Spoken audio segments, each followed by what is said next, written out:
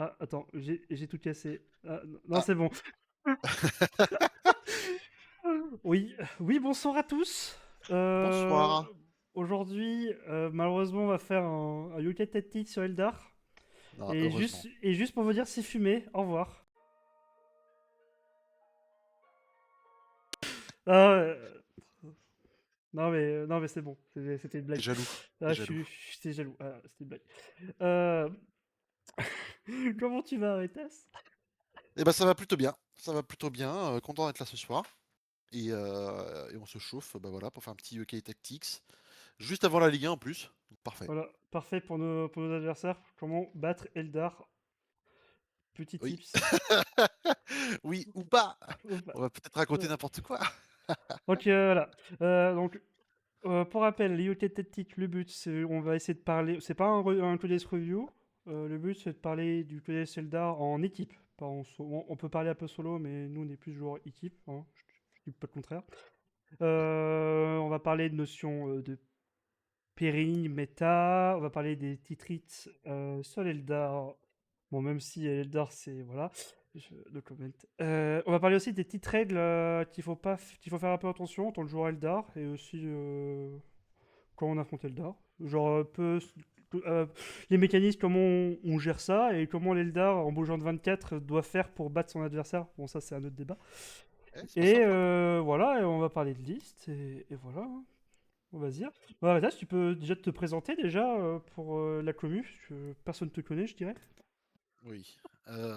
Du coup, Aretas, tout nouveau joueur. Ça fait 10 ans que je suis sur ce circuit ETC ou WTC.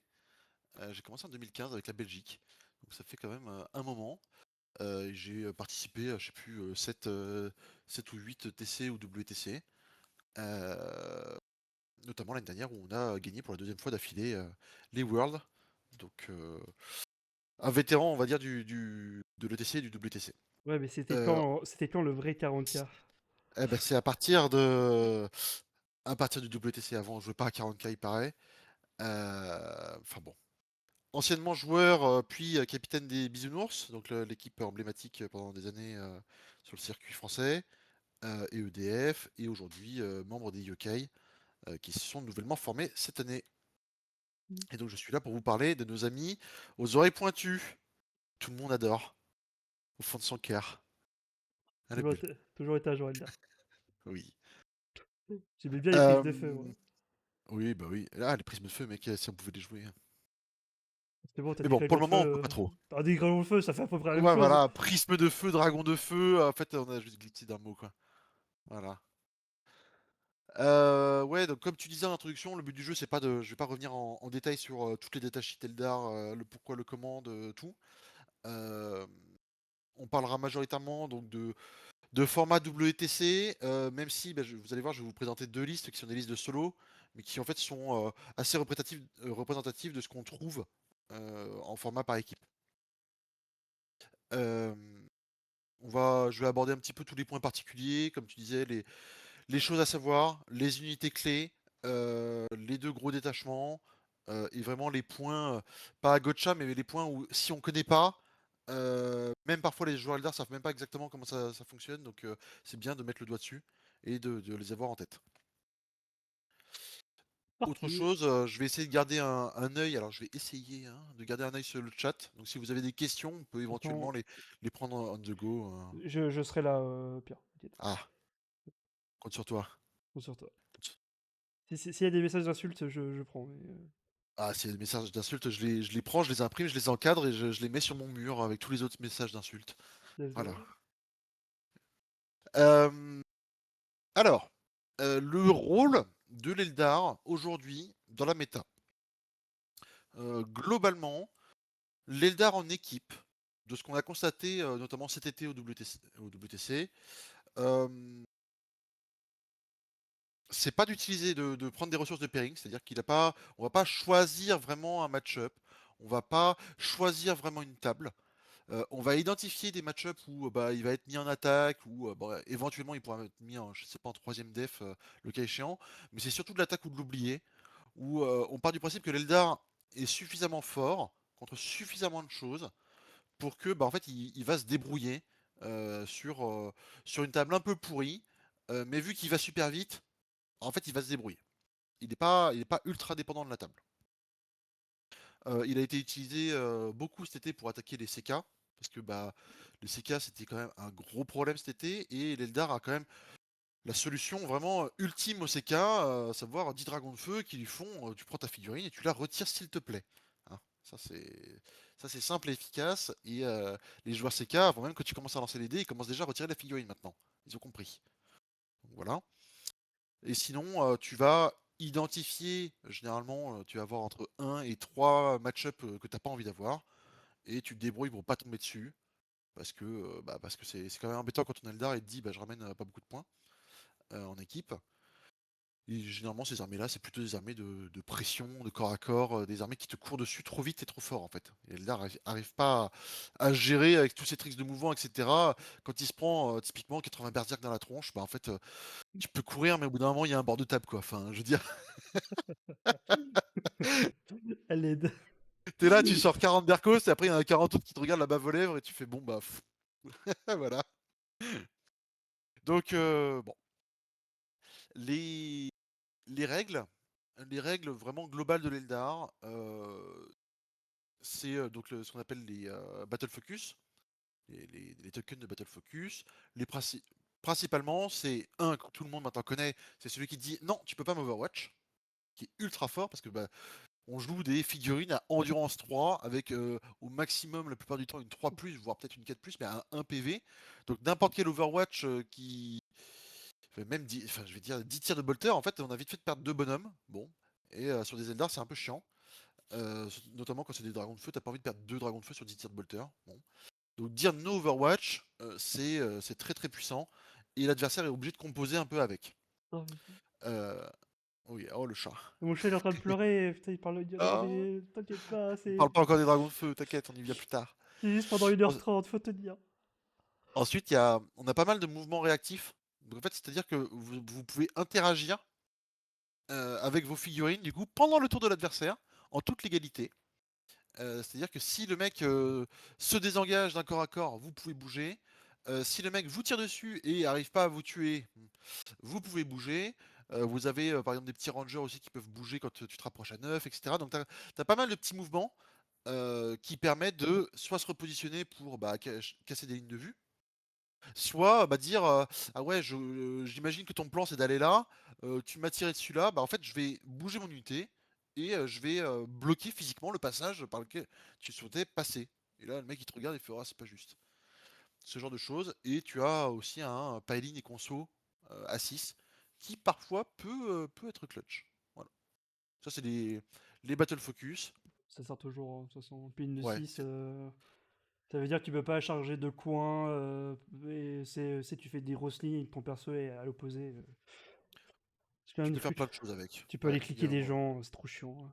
Change le pin de je 6 reviendrai projet à de la fin 6, sur ça. enfin, J'ai fait une liste de points où vraiment on peut parler en détail des possibilités qu'offre Eldar dans les match-ups, qui sont pas forcément évidentes. Euh,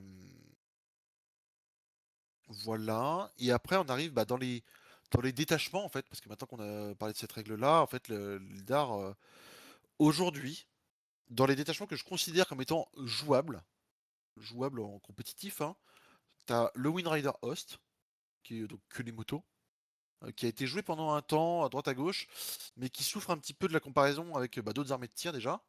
C'est très fragile, ça fait très mal, mais c'est très fragile. Et sur les tables WTC, bah en fait, c'est un peu chaud, frère, que tu ne vois rien à cause des angles. Donc c'est un peu compliqué.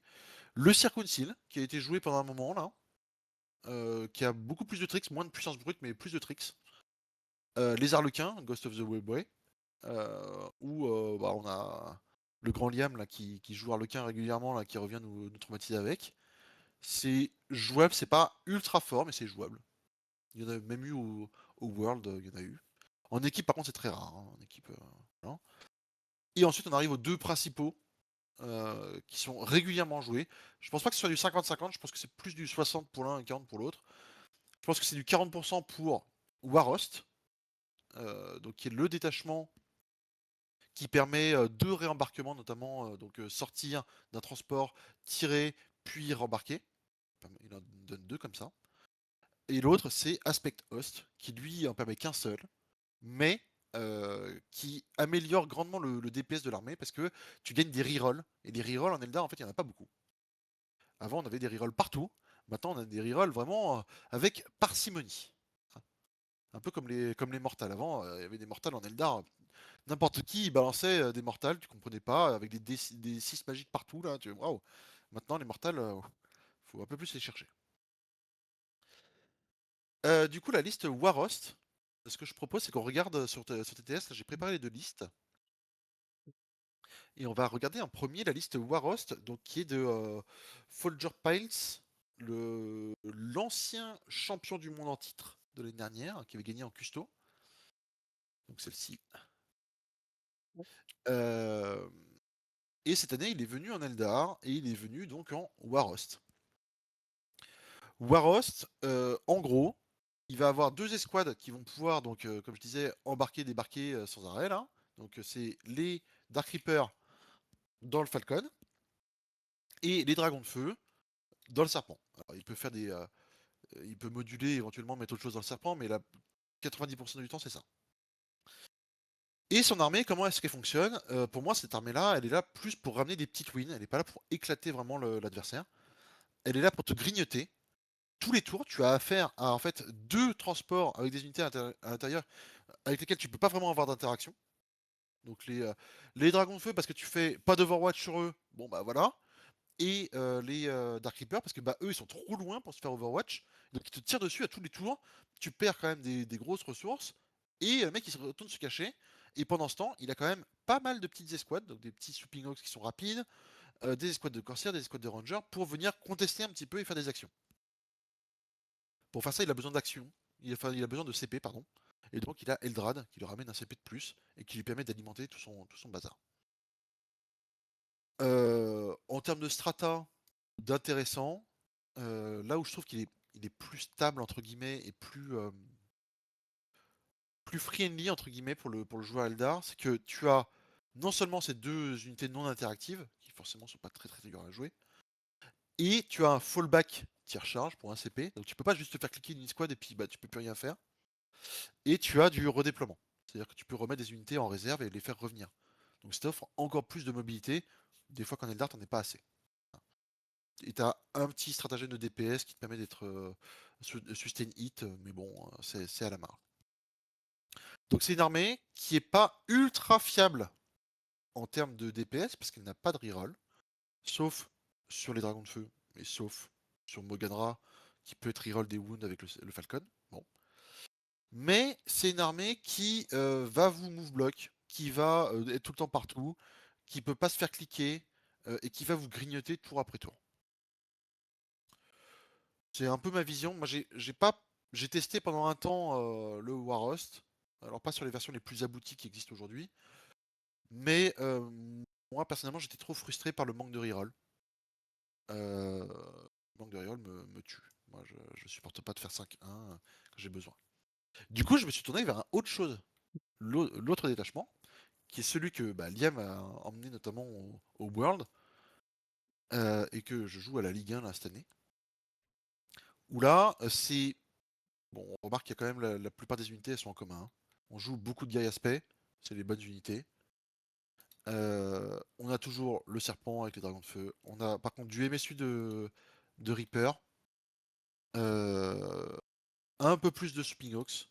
Et on retrouve les Banshees, les araignées spectrales, les Rangers. Et là, plutôt que d'avoir des corsaires, bah écoute, on a des scorpions et des Storm Guardians. Cette liste-là, elle n'a pas le même objectif. Elle cherche pas à faire une petite win. Donc elle est moins orientée solo. Elle cherche plutôt à trouver le bon momentum pour te dire je t'envoie 1500 points d'armée à la tronche parce que je bouge de 20 avec tout le monde. Et je fais le maximum de dégâts possible. Et bah, l'objectif c'est que tu te relèves pas tout de suite quoi. Ou que tu te relèves pas du tout. Pour ça, tu as des ressources de trade qui sont sympas. Donc les petits scorpions, les rangers. Tu as du sticky avec les Storm Gardiens. Le sticky est très important parce qu'en fait, si tu veux pouvoir quitter ta zone de déploiement, donc pour pouvoir aller agresser, bah, il faut que ton objectif, soit tu es obligé de laisser une unité dessus, t'as pas envie, soit il faut que tu sticky. Et ensuite, tu as quand même 20 hawks qui là font vite du DPS, ne serait-ce qu'avec leurs grenades ou avec leurs tirs. Et les Reapers, mine de rien, les Reapers ils sont boudés. Ils sont pas dans beaucoup de listes Eldar, ils apparaissent pas. Euh, En fait, c'est une unité de fou. C'est une unité où vous avez du Horlos sur l'Exarch. C'est toujours un peu embêtant quoi. Et vous avez quand même 4 tirs, force 10, moins 2, inner cover, dégâts 3. Ça commence à parler. En plus, il y a un modificateur to hit, je crois, non? C'est ça, ouais. Ça ignore les modificateurs pour toucher. Bon, en Aspectos, vous avez un stratagème pour ignorer les modificateurs à la touche, à la PA de l'arme et aux dégâts. Donc ça peut vite faire des blagounettes. Et là, toute votre armée, elle a soit la reroll des 1 pour toucher, vous choisissez escouade par escouade quand vous vous activez, soit la reroll des 1 pour blesser. Donc typiquement les araignées spectrales, vu que c'est lance-flamme, on va choisir la reroll des 1 pour blesser. Ça va être trop bête. Ça, sur un tour où tu sors avec tout le monde, tu as. Tu vas reroll, je sais pas, une grosse vingtaine de dés. Quand tu touches à 3 plus ou que tu touches à 2 plus par exemple avec les Banshees, en vrai, ça fiabilise énormément ton DPS sur le tour où tu sors. Tu peux pas vraiment te permettre en Eldar de te dire je vais sortir avec toute mon armée et si Dieu le veut, je ferai pas trop de 1 et de 2 et je perdrai pas toute mon armée en retour. Ça marche pas trop. Et Je c'est- vois il y a une question là, le plus fiable c'est la reroll hit ou wound. De manière générale, moi, c'est systématiquement reroll des hits. Parce que, entre guillemets, mieux vaut avoir plus de hits, euh, enfin plus de jets de blessures à faire que tu peux potentiellement CP reroll ou utiliser un token pour transformer en 6 que se dire bah je vais reroll à la blessure et en fait là tu fais 5-1 sur 5 attaques et bah t'as 0. Voilà. Ouais, Donc bon. après, pour le moment, de logique, c'est toujours mieux de reroll les hits parce que c'est ça qui t'offre plus de chances d'avoir de bless. Donc, si t'as plus de chances d'avoir de bless, c'est mieux de reroll les hits. Que En si... fait, je crois que mathématiquement parlant, c'est Et même, équivalent. équivalent. C'est la même chose. Mais dans la réalité, d'expérience en tout cas, et d'ailleurs la plupart des joueurs Eldar font comme ça, hein, on reroll pour toucher. Les deux seules exceptions pour moi, c'est les araignées spectrales, forcément, et le pack de Freegan quand tu prévois d'utiliser tes tokens pour transformer des dés en 6 avec Freegan. Auquel cas tu préfères du coup fiabiliser après la blessure. Mais pour moi, c'est les deux seuls cas. Euh, Au niveau des stratas sur ce détachement-là, il y en a des super forts. Euh, donc on a le réembarquement avec Fuegan et ses dragons dans le serpent. Bon. On a Linear Modifier donc pour toucher à la PA et aux dégâts. Typiquement, j'ai envie de dire, vous vous retrouvez demain contre des Terminators d'Archangel qui vous disent bah voilà, on va se mettre en AOC moins un dégât, etc. Vous pouvez le charger avec Genza et dire pour un CP, bah non en fait, t'as pas AOC et t'as pas moins un dégât. Et là vous passez au travers, hein. Donc c'est très très fort. Vous avez un stratagème qui est moi qui me fait beaucoup rigoler, je l'utilise très rarement, mais vous pouvez, quand un adversaire se désengage d'un guerrier aspect, donc ça compose 80% de votre liste, hein, lui dire bah voilà, quand tu veux te désengager, tu fais un test de Desperate. Parce que j'ai payé un CP. Et sur des figurines qui coûtent un peu cher, ça peut vite être dramatique, hein. Au WTC, j'ai fait ça au Polonais. Et il avait deux cataphrons destroyers et un perso. Je fais bah vas-y, fais ton test de Battle Shock, il le réussit. Je fais ah d'accord, ok. Maintenant je paye un CP, désengage-toi, il fait 1-1-2. Il a perdu les 3.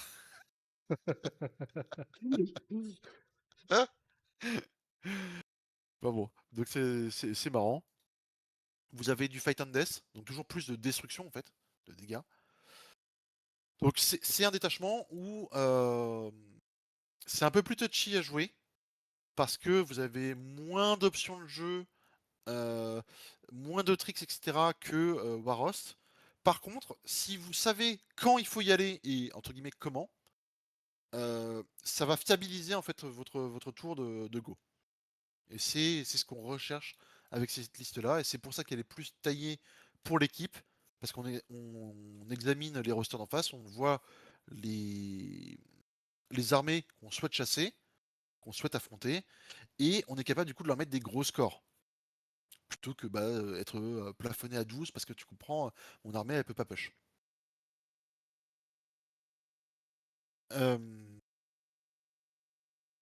voilà, je sais pas si vous avez des questions en particulier par rapport à tout ça déjà. Moi, j'en ai pas. J'ai tout compris.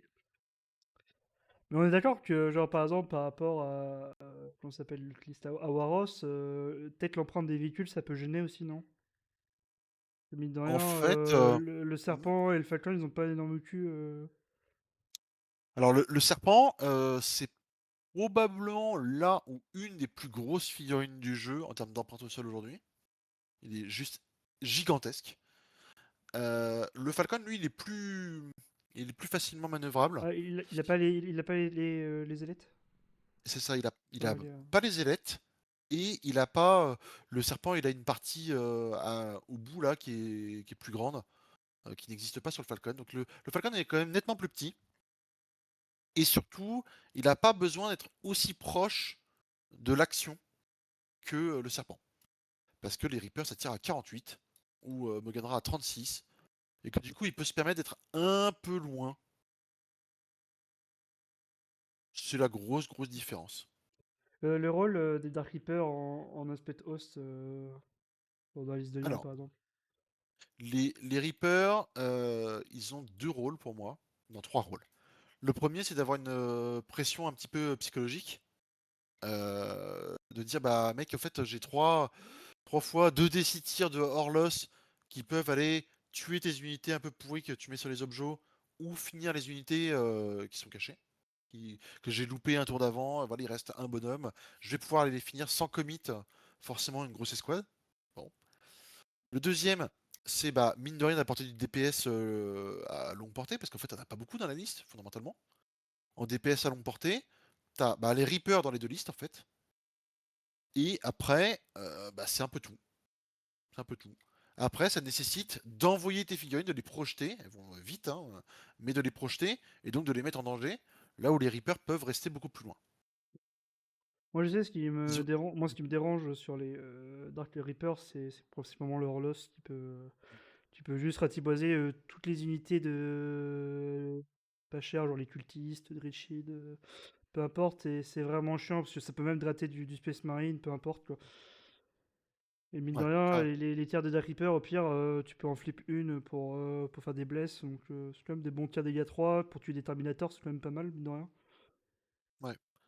Bah typiquement, alors les Terminators, maintenant, la plupart du temps, ils ont 4 PV, donc ça c'est un peu chiant. Mais sur des IK ou des CK, les petits, là, donc les War Dogs et compagnie, bah maintenant ils sont passés quand même endurance 9, donc tu les blesses à 3+, donc c'est 3+, reroll les os, 3+, pour blesser, et derrière, bah, c'est une invue à 5, sinon 3 dégâts. Et une escouade, ça fera jamais rien toute seule, hein. Elle fait rien l'escouade, hein. Mais par contre, quand il commence à y en avoir deux ou trois qui s'acharnent un peu sur la même cible, ça fait vite très mal. En sachant qu'ils ont un deuxième mode de tir, qui est 2 tirs de force 5 moins 2, 1. Et mine de rien, ça leur donne une versatilité intéressante. C'est assez rare qu'on s'en serve de ce mode de tir là, mais bon, il a le mérite d'exister. Ça, c'est le deuxième rôle, entre guillemets, le côté DPS.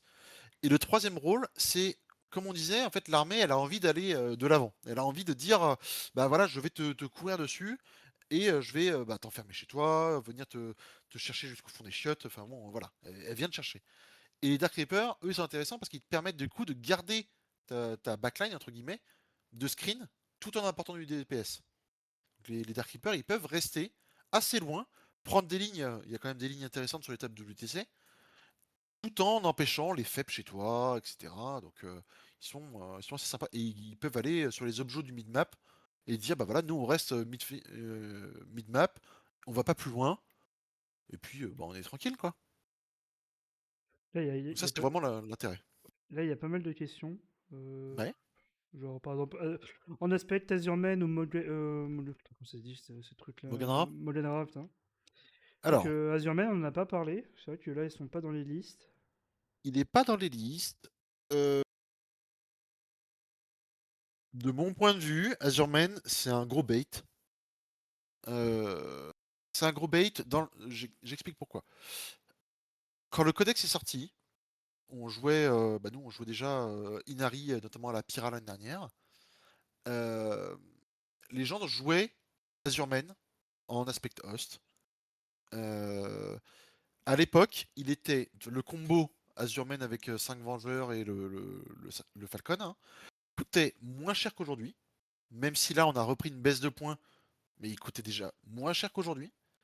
Et Azurman, il faisait ses BM sur 3+, contre l'infanterie le tour où il s'énervait.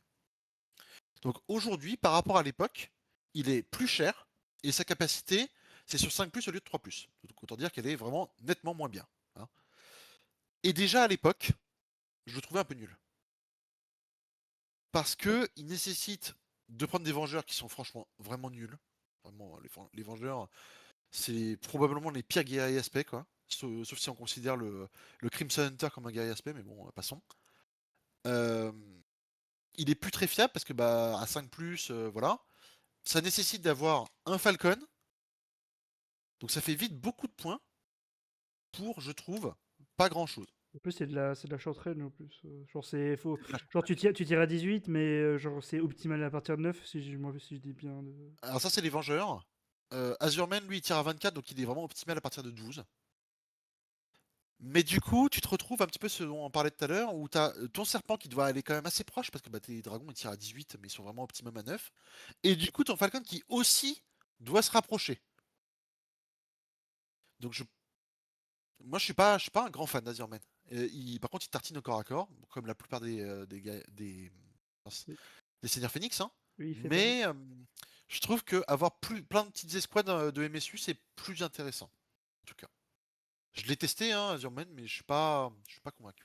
Est-ce que tu Et préfères au final Molienra que Azurman ou en fait, c'est équivalent si je devais jouer un des deux en aspect host, je jouerais Azurman, je pense. Parce qu'il apporte du coup le deuxième tir et réembarque que tu n'as pas en aspect host aujourd'hui. Euh, mais si je devais jouer un des deux en War Host, où j'ai déjà le deuxième réembarque, je jouerais Moganra. Parce que je trouve que ça apporte du tir à long range que tu n'as pas autrement. Et c'est plus complémentaire. Moi, c'est vrai En que plus, moi, c'est vrai que Morganera, je trouve que elle est beaucoup plus forte en circoncile, je trouve, que dans les autres détachements là. ouais, alors il était vraiment très fort quand en circonstile Oh, le stratagème c'était l'on-up à 12 et pas à 18. Maintenant ça devient un petit peu compliqué, mais. shit. D'autres questions. Le paquet de Jarlequin. C'est bateau, troupes, 5 players. C'est vrai que ça, Alors, techniquement. Alors, c'est vrai que maintenant, il y a le nouveau sujet parce qu'avant, bah, le paquet de Jarlequin, c'était principalement pour le Drukhari, si on jouait dans le roster. Vu que euh, maintenant, le Drukhari, en équipe, le Drukhari peut plus jouer de l'Eldar Harlequin sans que ça coûte le codex Eldar à l'équipe, non? Après, c'est peut-être encore en cours de roule, mais. au niveau du WTC, pour le moment, bon, il y a le temps d'essayer le prochain WTC, mais pour le moment, tu ne peux pas cumuler le codex à Eldari avec un Drukhari qui a de l'arlequin. Bon, Avant, on pouvait. avant on pouvait. Donc là, la question se pose pas. Les arlequins, le problème que j'ai avec les arlequins, c'est que déjà j'aime pas les arlequins. Voilà, ça c'est dit. Ça, c'est le Putain, problème numéro un. regardez, il a dit Moi, enfin un truc mauvais, c'est bien. j'aime les craft world. Moi, j'aime les craft world. J'aime pas les arlequins qui dansent là, qui font la Mais capoeira. c'est des Non. Eldar, en plus, tu peins des carreaux, en plus, ils sont magnifiques tes carreaux. Ah ouais, les carreaux, oh, putain. Oh. Et au-delà de ça, c'est pas mal. C'est pas nul, mais ça a accès à aucun strata. Du coup, ça fait vraiment pièce rapportée. Je trouve que ça synergise pas trop avec la liste en fait. T'as du corps à corps plus que correct avec Janezar et, et les Banshees. Euh, Mais ouais, les Harlequins, je sais pas, je les sens pas. Je les sens pas. 300 points, c'est 3 C'est pas, escouades. on dirait plus un doublon de Hawk, parce que c'est une unité qui fait énormément de saturation, les troupes, généralement. Peu des scorpions, en fait. Du coup, que Non, c'est parce un que peu comme un. par rapport aux Hawk, j'ai l'impression, parce que genre les Hawk, c'est à peu près la même chose en termes de saturation. Je sais pas, non. Les Harlequins, ça tape quand même fort, hein. Pour le coup, quand ça tape, ça va vraiment, ça peut vraiment faire très mal. Mais c'est un peu à usage unique. Bon, comme Jinzar, hein, normalement. Mais ça coûte quand même cher. En fait, faut se dire que vraiment 300 points, c'est ouais, c'est 3 packs d'aspect en fait. Hmm. Est-ce que j'ai envie d'avoir 3 packs d'aspect ou une escouade de corps à corps Est-ce que vous et un voulez bateau? avoir 15 Warspider ou 5 clowns? Voilà, à vous à vous d'en débat. Et solitaire, sinon? Euh, Le solitaire, j'aimerais bien. J'aimerais bien. Le seul ça- problème, c'est que, bah, encore une fois, du coup, il a pas de reroll, ce glandu, et qu'il a une fâcheuse tendance à faire 4-1 quand t'as pas envie. Ouais, c'est un Harlequin, donc je comprends. Ouais, mais pour le coup, celui-là, je l'aimerais bien, parce que ça me ferait du run-up. Mais en fait, pour 115 points, il est vraiment très cher pour ce qu'il fait, en fait. Très cher. L'autre option, c'était d'avoir comment ça s'appelle, le Death, mais alors lui, il fait vraiment, vraiment rien, Ah, ça à dépend. part exister. Bah, ça dépend. Oui, ça dépend. Avant Ça dépend. il pouvait quasiment one-shot un Gorkanote, hein, donc... Mais ça, c'était avant. le- Maintenant, il pourra tuer peut-être 5 grottes. Voilà. Et voilà. Donc là, je lis les questions au fur et à mesure, hein. Et les Hawks, parce que... Alors, les Hawks. Parce que Heidi, je comprends pas comment les Hawks sont une grosse source de dégâts avec leur AP 0 de dégâts 1. Les Hawks, il y a plusieurs composantes dans leur DPS, en fait. T'as la première chose qu'il faut savoir, c'est que les Hawks, quand ils bougent, qu'ils finissent un mouvement normal ou un mouvement d'advance, pendant leur tour, bien pendant leur tour, euh, s'ils finissent à moins de 8 pas d'une unité visible, d'une unité ennemie visible, alors ils peuvent balancer un dé par figurine de l'escouade de Hawk, et sur 4+, ça balance une BM, Ok, maximum de 6. Donc en fait, là, si on fait rapidement le calcul, il y a 20 Hawk dans la liste Aspect Host. Ça veut dire que tu lances 20 dés, et en théorie, tu fais 10 BM. Ouah, c'est fort. Et ça, on y reviendra plus tard, mais bon, c'est une grosse source de DPS. Parce que mine de rien, 10 BM sur des cibles qui sont parfois très, très résistantes, ça fait vite mal. C'est des tirs effectivement de force 4 PA 0, hein, c'est vraiment nul, hein. Mais c'est létalite. T'as la reroll des 1, donc en fait tu balances vite beaucoup de dés parce que bah, une escouade de 10 Hawks c'est quand même 36 dés, 38 dés en tout, avec les deux tirs de l'Exarch. T'as vite fait de se faire pas mal de létalite, que tu peux comboter avec l'Ikis, etc. Ça on verra à la fin aussi. Donc t'as une grosse saturation, DBM, c'est une unité qui. Elle est pas là pour aller tuer, je veux dire. Oui, tout ce qui est Enfin, save à 2, tout ce qui est save à 2+, c'est ça. ça va vraiment galérer, mais mine de rien, tout ce qui est save à 3, ça va faire beaucoup de save et tu vas prendre beaucoup de dégâts au fur et à mesure. Ça te drate vraiment pas mal de PV, mine de rien. En fait, c'est très versatile parce que, en fait, j'ai failli dire, ça va pas les tuer les Terminators, et après, je me suis dit, bah, en fait, si. Parce que, justement, tu vas mettre les BM sur les Terminators, et tu vas te débrouiller pour avoir une ligne de vue sur autre chose. Donc, en fait, tu vas aller tuer les Terminators. C'est juste pas en leur tirant dessus. Donc, les Hawks, c'est vraiment une unité clé. Particulièrement en aspect host. Parce que, en aspect host, tu n'as pas donc de fallback tir-charge. À part Jedzar quand elle lead qui peut fallback et charge. Waouh. Donc parfois les hauts qui permettent de bouger, mettre des BM, bouger, mettre des BM, bouger, mettre des BM avec tes trois escouades. Et en fait là, t'as tué l'escouade en face qui t'avait clic, je sais pas, Likis et son escouade. Tu pouvais rien faire du coup pendant un tour. Et bah là, d'un coup, t'es free. Et tu peux aller bouger de 26 et vivre ta vie sur le home obj de l'adversaire. Et regarder le bulle en disant t'es content maintenant. Et- mais c'est quoi, pourquoi ce changement de passer de 30 Hawk à 20? Parce que c'est par rapport à la méta, je présume. En fait, 30 Hawk, c'était quand même beaucoup. On va pas se mentir. C'est quand même dur à cacher, et cetera et bah, ça fait beaucoup de fois la même chose. Bon. Il y a eu un nerf avec la dernière, data slate, enfin le dernier Monitorum, Ah, je sais plus enfin. voilà et mine de rien, les packs de Hawk, les packs de 10 ont pris 20 points Ah, chier. et du coup, quand tu joues 3 packs de 10, tu regardes, tu fais: Oh, ça bon, coûte cher?» t'enlèves 5 corsaires et c'est reparti. Ben non, Bah, parce que les corsaires sont passés à 65 au lieu de 60. Du coup, ça marchait pas. ah non. S'ils avaient pas touché les corsaires, ça aurait été, la première solution, mais bon. Et du coup, tu en arrives au raisonnement de te dire: «Ouais, mais en fait 5 Hawks, c'est 85 points et 20 Hawks, c'est 190. Donc tu as 5 Hawks, en fait, dans l'escouade qui te coûtent, 85 points, il y a un Exarch dedans et après tu as 5 Hawks de merde qui te coûtent 105».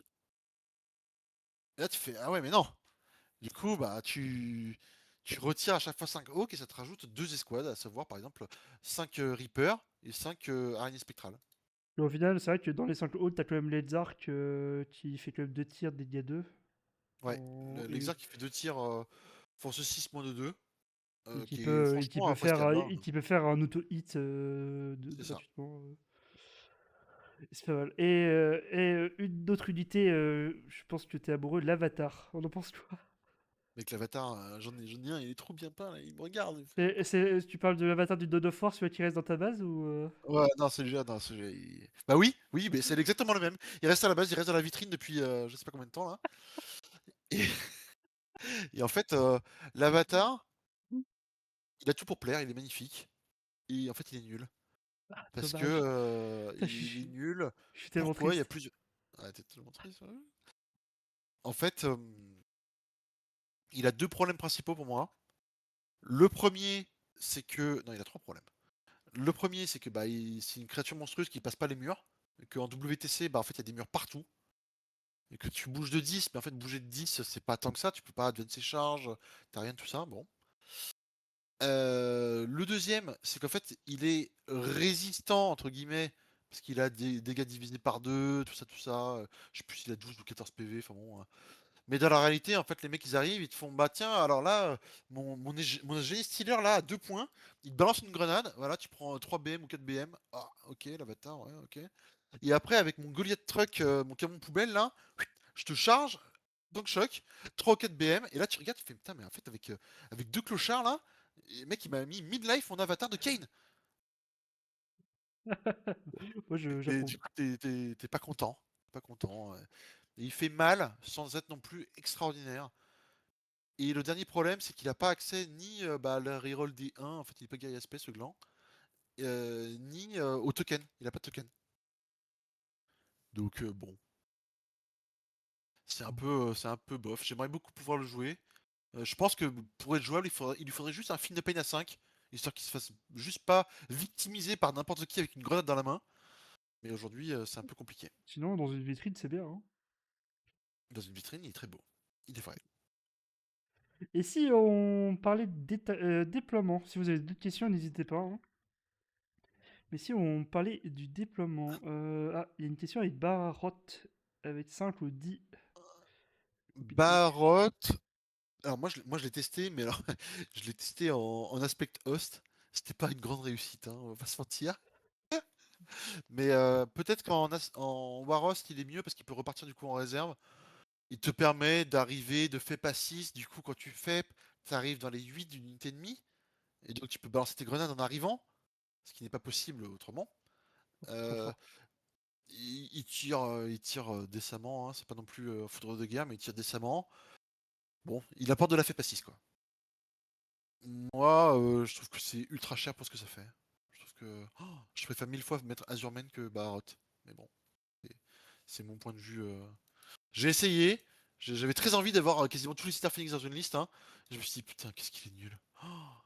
Mais bon, peut-être que je l'utilisais mal. Possible. Et c'est vrai qu'il y a des questions par rapport au Banshee. Le Tark avec les Banshees, trop cher ou... Ouais, trop cher. Trop cher, mon fils. Fut un temps, on jouait que ça. On jouait. Alors bon, déjà fut un temps, on jouait que ça parce que bah on jouait Inari et en Inari t'as pas le droit au Seigneur Phoenix. Donc déjà, la question de jouer Gengar ou pas se posait pas. Mais l'avatar était moins cher. L'avatar. L'Autark était moins cher. Les Banshee étaient moins chers. Donc ça faisait un package qui était raisonnable, qui faisait un DPS ok, hein, fallait pas c'était pas non plus un truc de fou, hein, mais c'était sympa. Il te donne reroll des advance et reroll des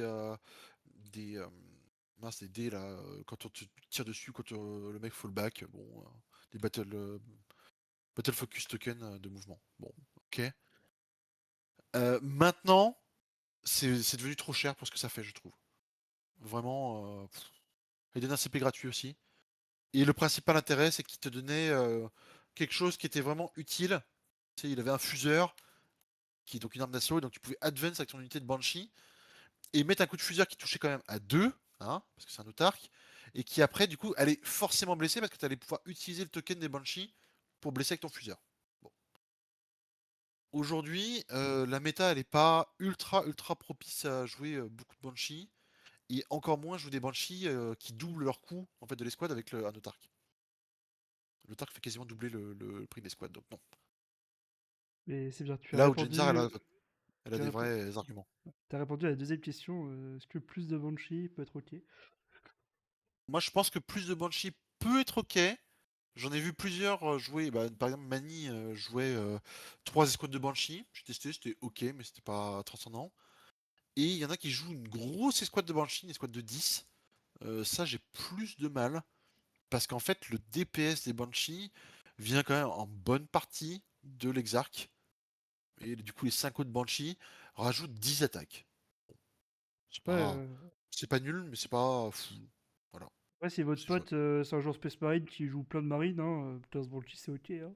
Ah oui, oui, oui, bah c'est sûr, hein, oui, oui, oui. Après, faut voir, faut vous adapter aussi à votre méta, entre guillemets, locale, hein. C'est sûr que le mec, si en face, tout le monde joue que des IK, mettre plus de Banshee, ça sert pas vraiment à grand chose. Par contre, si toujours tout le monde joue du Marines-like, ouais, les Banshee, elles ont récupéré leur rôle depuis peu, hein, de tueurs de Space Marine. Elles sont là pour tuer des Space Marines. Et elles le font bien. Ça, Ça c'est tue, cool. ça tue pas de l'orque. Ça tue pas de l'orque. Ça en tue, mais pas assez.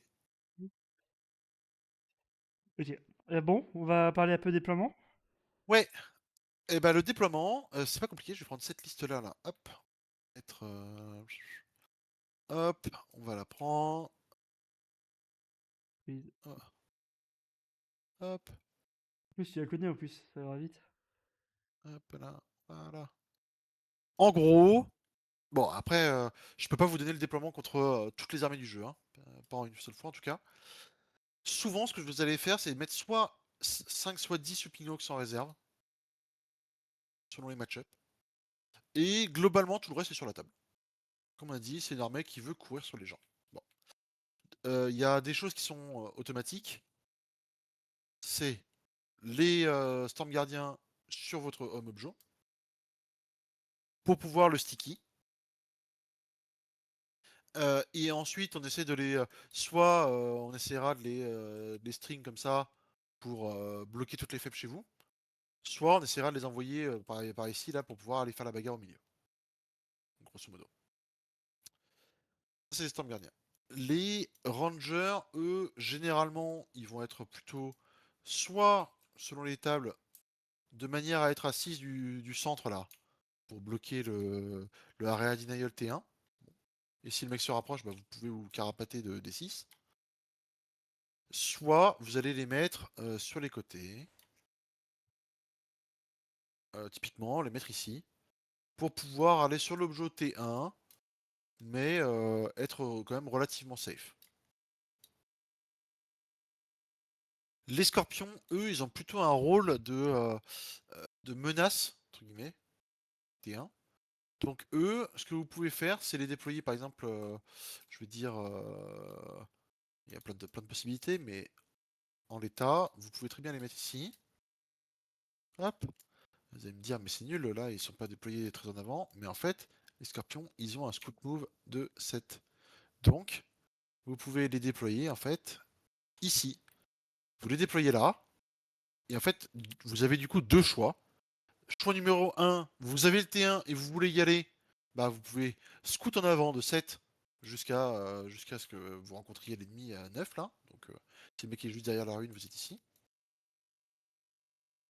Soit reculer, comme je les avais mis, derrière la ruine, si vous n'avez pas le T1. Voilà, ça joue comme des scouts Space Marine. Exactement. Pas C'est des des scouts scouts Space snipers, hein. Marine. Non, pas les scouts sniper de l'Arkine. Mais ouais, c'est des scouts. C'est un peu comme des scouts Blue Angel, quoi. C'est des scouts de corps à corps, quoi. Et, euh, et ça fait quand même mal au corps à corps parce que quand ils chargent, ils sont sustain sur du 5+. Enfin bon, ils font quand même très très mal. Ça, c'est donc nos petits scorpions là qu'on va laisser déployer ici. Et ils peuvent permettre d'embêter les armées en fait, qui ont des scout move. Il est possible, par exemple, si l'adversaire il a des scout move, vous pouvez très bien vous mettre à 9 là, de sa ligne de scout. Hop, allez, je vais y arriver. Voilà, à 9 de sa zone de déploiement. On visualise à peu près le truc. Le mec commence, bah, vous lui dites bah non, tu scoutes pas, et puis après, toi, tu prends tes bonhommes de la 7 et tu te casses, quoi. Ah, Sparte. Eh. Putain. Ça, c'est donc nos petites escouades entre guillemets de trade early game. Après, vous avez bah, le gros de la force. Là, en fait, la première question que vous avez à vous poser, c'est où va le serpent? C'est pas la première unité que vous devez poser, mais c'est la première unité où vous devez vous poser la question où est-ce qu'il va? Parce que le serpent, il permet d'interagir du coup avec les unités qui sont autour de lui, quand même dans un cercle assez large, mais il permet pas d'être partout sur la table pour faire la police. Donc, typiquement, si vous voulez, alors idéalement, il faut réussir à l'amener sur une position centrale. Donc, idéalement, par exemple, ici, il serait bien là. Mais vous allez vous retrouver parfois contre des armées qui peuvent juste bouger ici et venir vous le déglinguer. Donc, en fait, vous pouvez pas faire ça. Donc, il faut vous poser la question, est-ce que si je le déploie ici, il est safe? Oui, non. Est-ce que j'ai envie plutôt de pouvoir attaquer cet objet-là? Si oui, bah en fait, il faut vraiment arriver de ce côté-là pour venir, je sais pas, comme ça après. Parce que le mur vous empêche en fait d'interagir sinon avec les dragons contre ça. Ou vous voulez faire la police sur cet objet-là, et là il faut vous déployer plutôt par ici. Admettons que là on se contre une armée qui tire pas trop, vous pouvez vous déployer au milieu, vous êtes content. Là c'est le scénario idéal pour le serpent. Le serpent il est content. Dedans vous avez donc les dragons de feu. Après les araignées, vous avez envie de les mettre sur le flanc où vous allez vouloir contester l'adversaire. Donc soit vous allez considérer que ça c'est votre flanc fort, soit c'est celui-là. Et vous allez les mettre sur le flanc opposé. Moi je considère que celui-là c'est mon flanc fort plutôt. Donc je vais mettre les araignées plutôt ici, de manière à ce qu'ils puissent faire des choses rigolotes. Mais t'es sûr que t'as la mobilité pour y aller? J'ai un doute. Attends, je bouge de 7. Ah non, je bouge de 7. Surprise, motherfucker! C'est rigolo, c'est rigolo. Et tes Banshee, ils bougent de combien? Les Banshees, attends, on les a pas déployés encore, les Banshees. Où est-ce qu'elles sont? Putain, Les petites Banshees, admettons qu'on les mette ici, là. ah, c'est vraiment à l'aide, hein. Oh, l'autre, après tu nous montreras ton pack de gascule, comme il va lentement. Hmm. Ouais, il est lent. Ouais, le papillon. Papillon. Donc, on reprend, on a des unités qui sont donc foutues comme ça, là. En gros, les Banshees, elles sont là pour pouvoir interagir avec ce qu'il y a derrière cette ruine-là, pour empêcher votre adversaire de se mettre derrière. Et les araignées font pareil, et elles peuvent contester l'objet. Les Banshees, avec Jainzar et un token, ça bouge de 16. 16, ça vous amène ici. Autant dire que là, si le mec il est derrière le mur, il va passer un sale quart d'heure. Genzar, elle a. Donc, ça, c'est si vous êtes T1, et puis après, vous pouvez même, voilà, T2, à partir du T2, venir vous mettre dans la ruine ici. Vous êtes plutôt content d'être heureux dans cette ruine-là. Genzar, elle apporte une particularité, c'est qu'elle permet de passer au travers des containers. Quand elle advance, vous passez au travers des containers. Et ça, mine de rien, les adversaires, ils font pas toujours attention. Parce que c'est quand même assez rare les unités qui traversent littéralement les décors. Non. Oui, sauf le pack de papillons de Gasgul. Hop. Enfin bon, la Tu, plupart tu, des unités tu, qui ont tu fly, il n'y a pas traverses, tu traverses que les décors ou tu traverses aussi les que les body décors. ennemis? Ouais, Non, non, que les décors. Non, non, c'est vraiment uniquement les décors. Qu'est-ce qu'on a d'autre? Les Dark Reapers. Alors les Dark Reapers, on a dit, bon, on veut pouvoir DPS avec, en gros. Ce qui me gêne, moi, c'est que le mec puisse jouer de ce côté-là. Ça m'embête. Donc je vais les mettre là. Donc au déploiement, on les met un petit peu derrière le mur, là, on est content. Et parce qu'il faut pas déconner, on va peut-être pas mettre quand même les 3 escouades au même endroit. On va en mettre une qui va être plutôt centrale pour contrôler cette ligne-là et empêcher l'adversaire de faire un petit peu n'importe quoi. Et en fait, d'ici, on a la possibilité de soit agresser cet objet-là, d'empêcher le mec de venir se mettre dessus, soit de tirer en long par là. Et ça, c'est assez huge.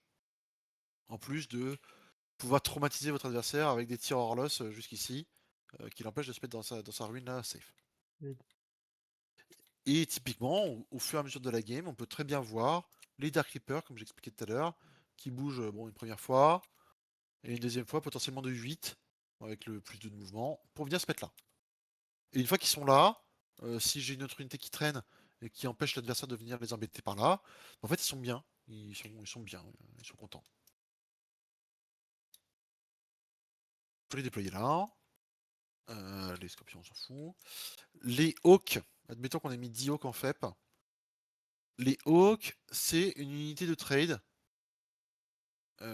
qui est très rapide, qui peut venir embêter votre adversaire. Donc là, vous avez deux choix.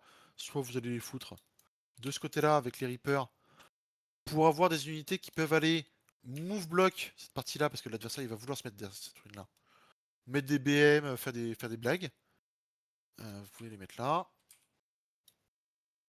Soit les mettre carrément de l'autre côté parce que votre adversaire, vous savez très bien que sur ce flanc-là, il va rien mettre et vous voulez juste contester cet objectif-là. C'est possible.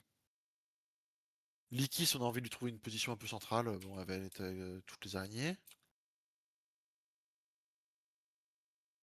Et là, on s'est à peu près déployé. Avec cette liste-là, maintenant que vous avez fait ce déploiement-là, l'objectif, le moment où vous êtes heureux, la plupart du temps, c'est quand vous avez le tour 1. En fait, le déploiement, c'est bien avec cette liste-là, mais en fait, il y a un tour de staging qui est le plus important. C'est le tour où vous allez pouvoir, je vais dire n'importe quoi, voilà, mes rangers, en fait, ils ont besoin d'être là pour faire une action à la mort moins le nœud. Ils vont rester plutôt derrière le mur parce que faut pas déconner. On va pouvoir avoir, grosso modo, les banshees qui viennent là-dedans. Toutes mes araignées là qui peuvent aller ici. Mon serpent qui peut soit se mettre derrière là, soit potentiellement même ici. Et, l'Ikis qui se met là. Allez. Voilà, on est content. Si votre adversaire a pas trop de FEP, ça va carrément derrière. Parce que votre objectif du coup devient sticky. Ça, voilà. Et là, pareil, vous commencez à avancer. Vous vous mettez hop, là, là. Et là, vous dites à votre adversaire, bah, déjà s'il s'est déployé avec des unités visibles, bah, les dragons de feu ils sortent, hein, et il lui explique que bah en fait fallait pas faire ça. Et là vous passez la main à votre adversaire et vous lui dites bah écoute, je suis stage pas forcément sur les objets, mais à côté des objets. Et si tu viens toi prendre possession de ces décors là, là ou là, je te casse la tête. C'est Et fort. votre adversaire il est un petit peu forcé de venir. Alors vous pouvez faire des trucs dessus, hein. Vous pouvez mettre un petit ranger sur l'objectif au milieu, par exemple, c'est possible. Et forcer l'adversaire à venir du coup les tuer parce que bah, sinon vous allez marquer trop de points sur le scénario. Donc voilà, en gros comment s'articule le déploiement et le premier tour de cette liste-là. De toute façon, le plus important, c'est le placement du serpent. Ouais, Endroit intéressant où il peut choper des losses, tirer, tout en le protégeant. Les araignées, bah, de toute façon, vu qu'ils traversent la map, bon, vous pouvez les jouer très aggro. Et en gros, si vous les paquez, bah, vos banshees sont là pour protéger l'autre flanc, en fait. c'est ça. Et le pack de D-Hawk, quand il arrive de FEP, c'est généralement pour aller oblitérer un truc. Hein. Alors le pack de Dio, que la plupart du temps, alors là c'est le seul moment où vous n'êtes pas content entre guillemets de jouer en premier, c'est qu'on a envie de le rapid ingress. Parce que ça apporte deux choses. Alors c'est pour ça que parfois on met un pack de 5, parce que bah, comme ça bon, on l'a sur table, le pack de 10. Ça permet, sur une erreur de l'adversaire, de venir faible sur un objet, le mec il avait pas fait gaffe, et bah hey, vous avez marqué du primaire en plus. Content. Euh, et surtout ça vous permet d'amener 10 Hawk, donc quand même une grosse puissance de feu, et en théorie 5 mortales, sur le flanc où l'adversaire a accepté de venir faire la bagarre. Et l'adversaire peut pas juste les mettre dans le vent parce que ça a beau être rapide, s'ils sont déployés là, avant qu'ils viennent faire la bagarre ici, il va se passer un moment. Ouais, deux tours. Ouais, mais 2 tours c'est long, hein. Bah, genre deuxième tour, t'es déjà dessus, quoi. Ça va. Non, ça Et va qu'est-ce pas. que Likis, tu l'envisages des fois de la jouer sans être lead? Non. Likis, non. Fuegan peut s'envisager, ne pas lead, contre deux choses. Bah, premièrement, les armées où il n'y a pas de gros véhicules ou de gros monstres, de grosses escouades où les dragons de feu vont vraiment pouvoir se rentabiliser. Bon. Euh, et contre les armées vraiment monophase, type soit full corps à corps, soit full tir, parce que sur 2 plus, il repop à la fin de la phase, et du coup, vous avez la possibilité de dire, regarde, j'ai mis mon Fugan ici, à toi. Qu'est-ce que tu fais? Bah, grenade et je te charge. Bah, grenade, il a 5 PV, hein, donc Ah grenade, ouais? Ouais, je m'appelle Liam. si tu t'appelles Liam, Mon si tu t'appelles Liam, tu fais grenade et il se relève pas. Ah, c'est vrai. Il reconnaît son maître. Ouais. Et aussi, au cas où, pour Likis, c'est le pack de War Spider, les arcs, on le joue avec une Power Blade. Ouais, celui, là, là, les WYSIWYG. Ouais, Il y a WYSIWYG. deux écoles. Moi, je préfère la. Non, elle est pas WYSIWYG d'ailleurs, parce qu'elle a les armes de tir en dessous. Bon, bref, il y a les Power Blade. Euh, Moi, je préfère avec les Power Blade parce que, mine de rien, c'est quand même 10 attaques de force 4, Twin Linked, Lethal Hit, PA-2, dégâts 1. Enfin bon, voilà. Et l'armée n'a pas énormément de corps à corps, donc on a voir quand même, c'est sympa. Mais je sais qu'il y en a qui partent du principe que Likis, de toute façon, quand elle charge, elle va jamais charger vraiment un truc intéressant. Elle va plutôt charger quelque chose pour le bloquer au close. Et que du coup, il préfère avoir le maximum de tirs pour tirer sur une cible A et charger ensuite la cible B. Ça s'entend. Moi, je préfère l'arme de corps à corps. J'aime bien. Et En fait, vas-y. ouais, vas-y. Non, non, c'était par rapport à une question. Ouais, bah vas-y, pose la question, hein. Et par rapport, par exemple, contre World Eater ou des déploiements ou des claudets qui peuvent agresser fort, genre Orc par exemple, genre le déploiement, tu recules un peu ou tu fais à peu près la même chose. En fait, le problème, c'est que contre les armées qui vous courent dessus, Ou- si vous reculez, vous avez perdu. Si vous avez lancé, vous avez probablement perdu aussi, hein, mais si vous reculez, vous avez perdu dans le sens où le mec va juste prendre la table. Et si vous avez du coup pas de quoi lui faire du DPS, en fait, ça va pas marcher. Donc contre ces armées-là, effectivement, il faut arriver à avoir des unités quand même avancées pour pouvoir jouer la table, hein. Mais typiquement, les Hawks, ils peuvent être ici, quoi. Voilà. Pour être sûr et certain qu'ils se font pas cliquer, ils se font pas tirer dessus, et que s'il y a un truc qui vient impacter chez vous, et les Hawks peuvent arriver, mettre les BM et puis envoyer après la sauce. Et peut-être, Les Hawks, tu les mets là, hein, ah, t'es ça. content. Et peut-être, genre, par exemple, tout ce qui est positionnement des rangers, des scorpions, on fait attention à pas offrir des charges qui peuvent impacter d'autres unités. Ça. En fait, après ça dépend contre quoi on joue, mais Ouais, mais World le Eater, plus dangereux, ouais, c'est le World Eater. Je pense que c'est le plus dangereux parce qu'il a Paeline et Conso de 6 sur des grosses escouades, typiquement un pack de 20. Donc, contre le World Eater, vous vous amusez pas à mettre des rangers avancés. C'est non. Monsieur, non. Parce que, admettons qu'on prenne, je sais pas, voilà. Je me suis déployé un peu comme un fruit. Hop, ici. Content. Le World Eater, il a pas de tir, donc j'ai pas peur. Les dragons de feu ne sont pas là, hein, on va pas déconner. Fugan non plus là. Vous mettez vos rangers ici en vous disant ouais bah en fait je vais bloquer un peu son mouvement de scout, tout ça, je suis content, je suis trop malin. Hop. Bah, en fait lui ce qu'il va faire c'est qu'il va advance avec son pack, il va venir par ici. Et en fait il va vous charger les rangers et en fait avec un mouvement de bascule il va venir cliquer des mecs par là. C'est incroyable. Regardez la vidéo de Tanker, Voilà, il c'est ça. explique. Si vous êtes curieux et que vous ne comprenez pas cette mécanique, Tanker l'explique très très bien dans sa vidéo, où on parle du Et Morditeur. Donc c'est n'hésitez comment pas. perdre en un tour. Voilà. Faut se le prendre au moins une ou deux fois dans la tronche pour commencer à comprendre comment ça marche, hein. Mais non, vous ne mettez pas de l'infiltration comme ça proche de lui, ça lui donne juste des tremplins. C'est horrible, mais c'est comme ça. Surtout que ces escouades-là, non seulement elles vont venir donc, lessiver des rangers, hein, elles vont venir potentiellement taper dans une de vos unités, mais surtout après elles seront dans vos lignes, à avoir cliqué plusieurs de vos unités, donc vous ne pouvez pas toutes les décliquer, et avec un surge move à 8 pouces. Et là vous le regardez, le mec il est dans votre DZ au T1, et vous savez que vous allez passer un bon moment à la buvette. Et là vous faites ah on joue vraiment à 40k, on s'amuse bien, on passe un bon J'adore moment. rire. Bah voilà, nickel, hein. Bon, Donc les World Eater, votre objectif c'est, si vous pouvez, d'aller murderiser les packs de 20 avant que lui ne vous impacte. Ce que vous pouvez faire parce que vous êtes quand même très mobile, hein, mais ça demande du doigté, hein. C'est vraiment un des matchs les plus compliqués. Et il est en mode noir et blanc le bulle. quête d'espère. Quête d'espère, on parle de Eldar. Ah voilà, et je voulais juste revenir du coup sur...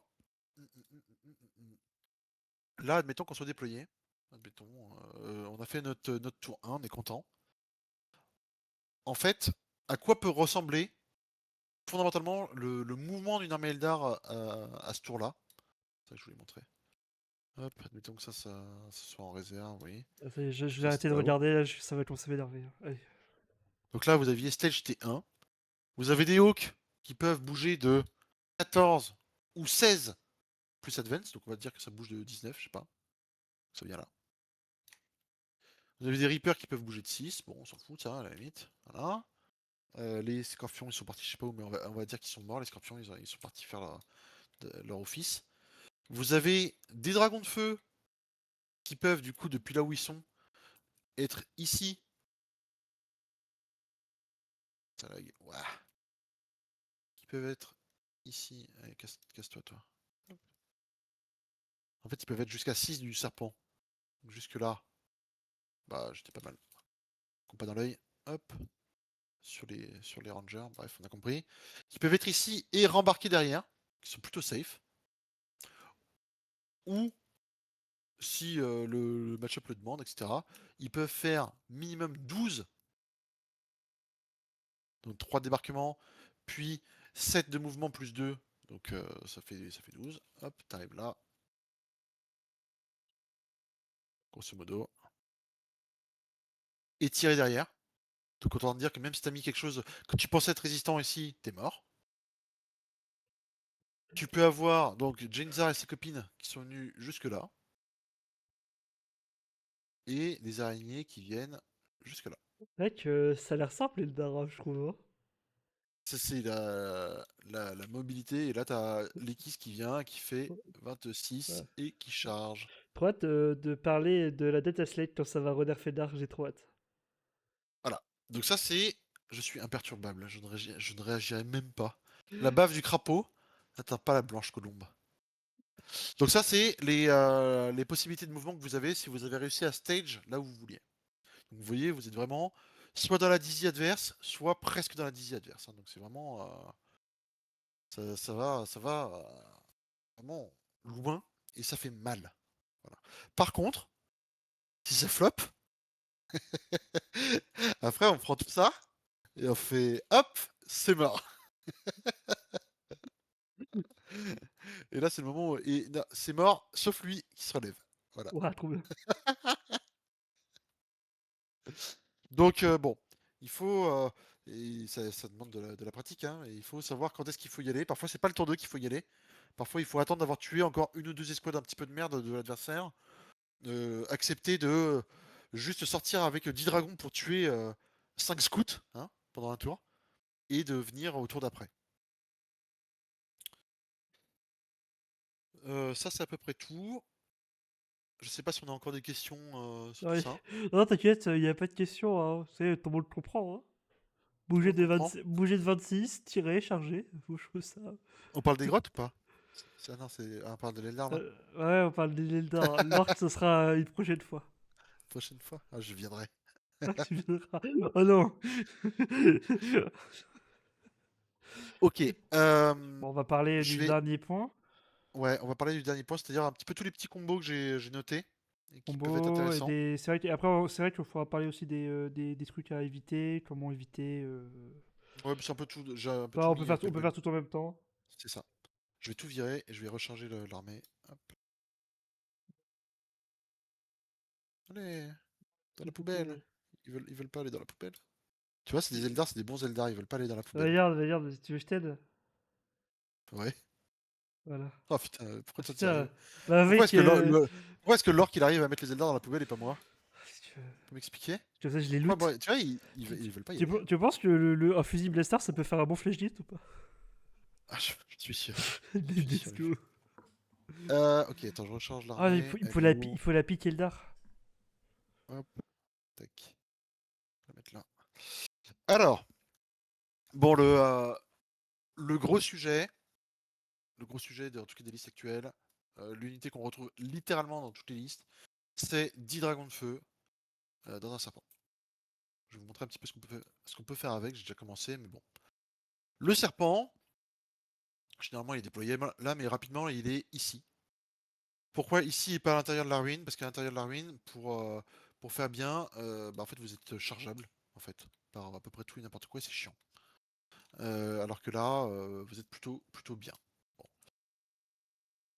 Vous avez un rayon de 6 pouces pour rembarquer. Donc, à partir du moment où vous êtes caché derrière une ruine, vous ne pouvez pas aller de l'autre côté de la ruine et tirer. Ce n'est physiquement pas possible. Les figurines ne tiennent pas ici. Du coup, vous avez soit l'obligation de rentrer dans la ruine, soit vous vous démerdez pour aller choper des trucs sur les côtés et rester dans les 6 pouces. Donc, les 6 pouces, c'est là. Vous pouvez très bien avoir quelques figurines qui tirent par ici. Ce serpent-là, donc il n'est pas obligé d'être immobile. Vous pouvez bouger le serpent, puis débarquer à 3 pouces, puis tirer. Le serpent bouge de 14 de base. Et vous avez un token en Eldar où vous pouvez bouger de plus D6 plus 1 grâce à ce token. Donc là, admettons, on lance un dé. On fait 4. Ça veut dire qu'au lieu de bouger de 14, on bouge de 19.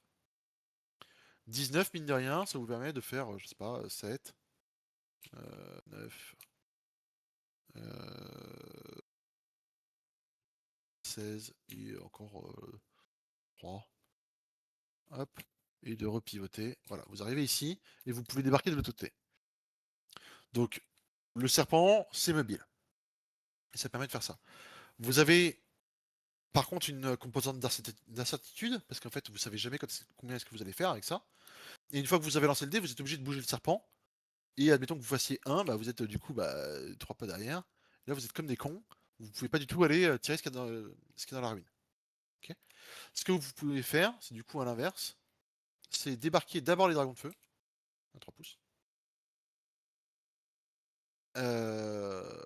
Bouger le serpent. Donc là, vous vous rendez compte qu'en fait, vous n'allez pas arriver aussi loin que vous vouliez. Vous allez peut-être arriver que comme ça.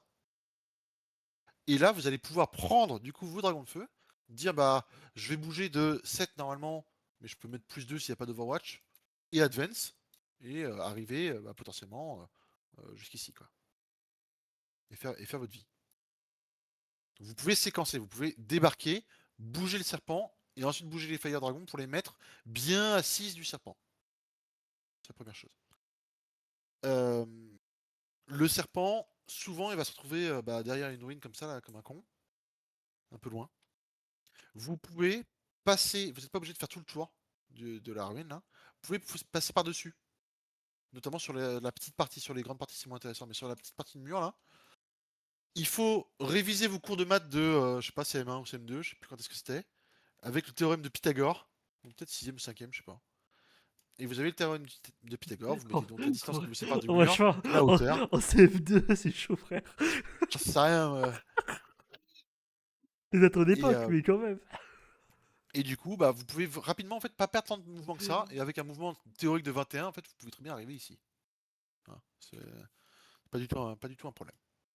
Donc ça, essayez d'y faire attention. C'est un peu dur à faire sur TTS parce que vous avez en théorie la coque qui vous gêne, donc il faut faire passer la coque. Et puis après, vous avez le socle en dessous qui gêne aussi, donc il faut faire en théorie deux Pythagore. C'est un peu le bordel.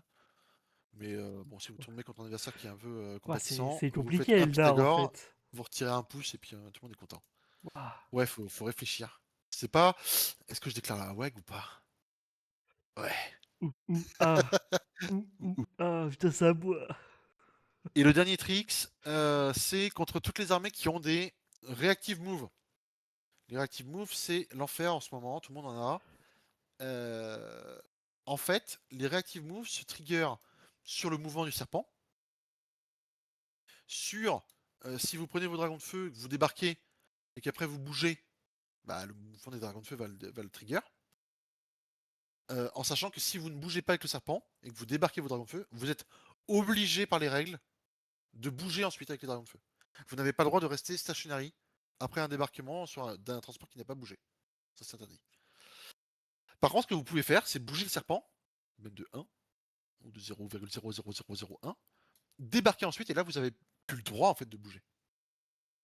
Et ce débarquement-là, après être sorti d'un serpent qui a bougé, ne trigger pas les reactive moves.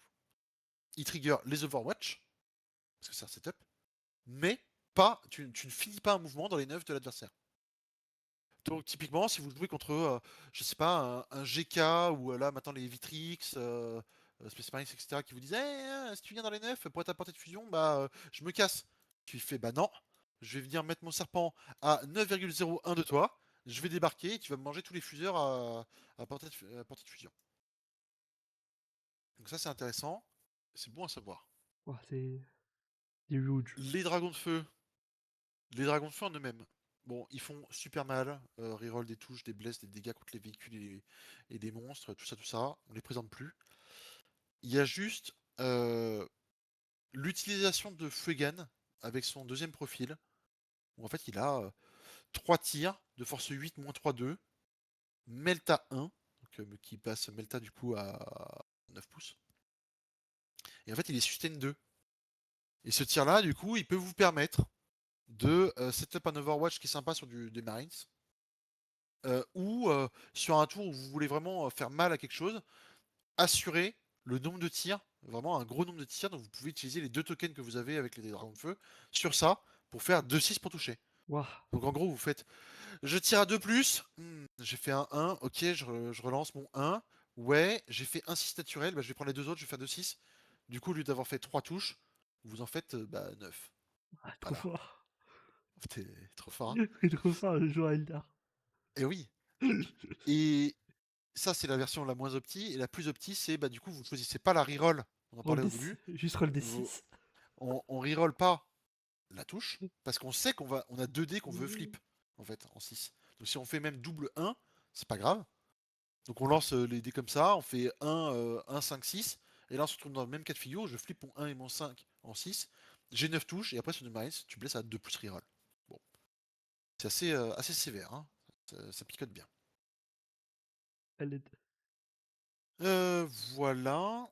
Ça, c'est la première unité vraiment emblématique. La deuxième, c'est l'Ikis et les araignées.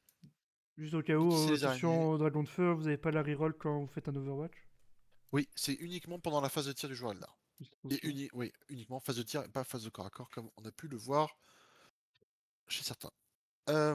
L'Ikis, c'est le nouveau Seigneur Phoenix qui vient de sortir. Bon, Ouais, stylé. Sympa, et ouais, physique. elle est très belle. On dirait l'avatar Elle d'Arcane. Ah bah permet, non. elle permet deux choses. La première, bon, elle a une espèce de lance-flamme qui est marrant, enfin qui est marrant, qui fait un peu de DPS, mais c'est pas non plus un truc de fou. Elle a des attaques de corps à corps, elle a 10 attaques moins 2, 5 sont dégâts 2, 5 sont dégâts 1, bon ok. Mais elle a deux utilités. La première, c'est qu'elle permet aux araignées de charger après avoir flicker jump, donc bouger soit de 24, on rappelle, hein, 24 ça fait tout ça, hein. Soit de 26 si on utilise un token, donc là tu viens carrément sur l'objectif de l'adversaire, hein, et donc de tirer et de charger. Et la deuxième utilité, c'est que vous pouvez donc faire vos mouvements de 24 là, venir, viens là, venir là, je sais pas jusqu'ici là, venir dire bonjour aux gens qui sont sur l'objet.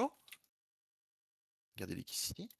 Et admettons qu'il y ait, regarde, un gros. Où est-ce qu'il est le prince démon? Il est là. Un gros prince démon de Nurgle intuable, là, celui-là. Là. Oui, c'est lui. Et oui. Et Le là, vous prince. pouvez comboter du coup vos escouades. Parce que l'Ikis, quand elle tire sur une cible, à partir du moment où elle l'a touché, c'est un lance-flamme, euh, vos crits, donc les létales ou les sustain hits, passent à 5+. Ça tombe bien dans votre armée, vous avez en aspect host, vous avez un stratagème qui vous permet d'être soit sustain, soit létal ou tir, soit les deux si vous dépensez un de vos tokens de Gaia Aspect.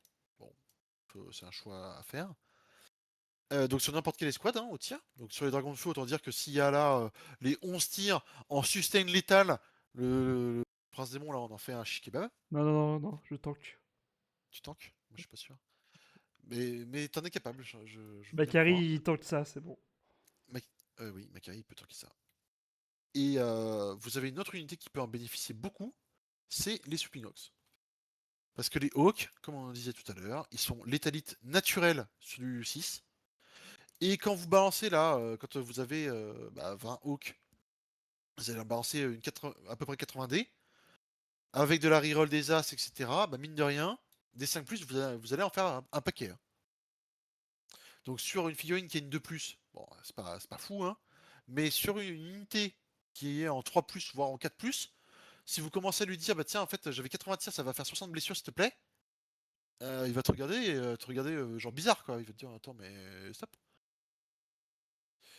Donc ça, c'est comment comboter l'Ikis au tir, et en sachant qu'au corps à corps, l'Ikis et l'Exarch sont létalites aussi.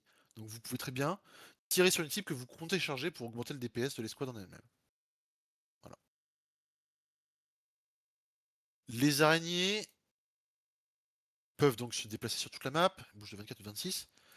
Elles ont une capacité donc, qui s'appelle Flicker Jump, et qui est assez régulièrement mal utilisée, dans le sens où, après avoir Flicker Jump, vous allez devoir lancer un nombre de dés équivalent au nombre de figurines de votre unité, et sur un 1, vous allez prendre une BM. Bon, jusque-là, rien d'extraordinaire, même si chaque perte d'art est une tragédie, je suis d'accord. Non. Euh,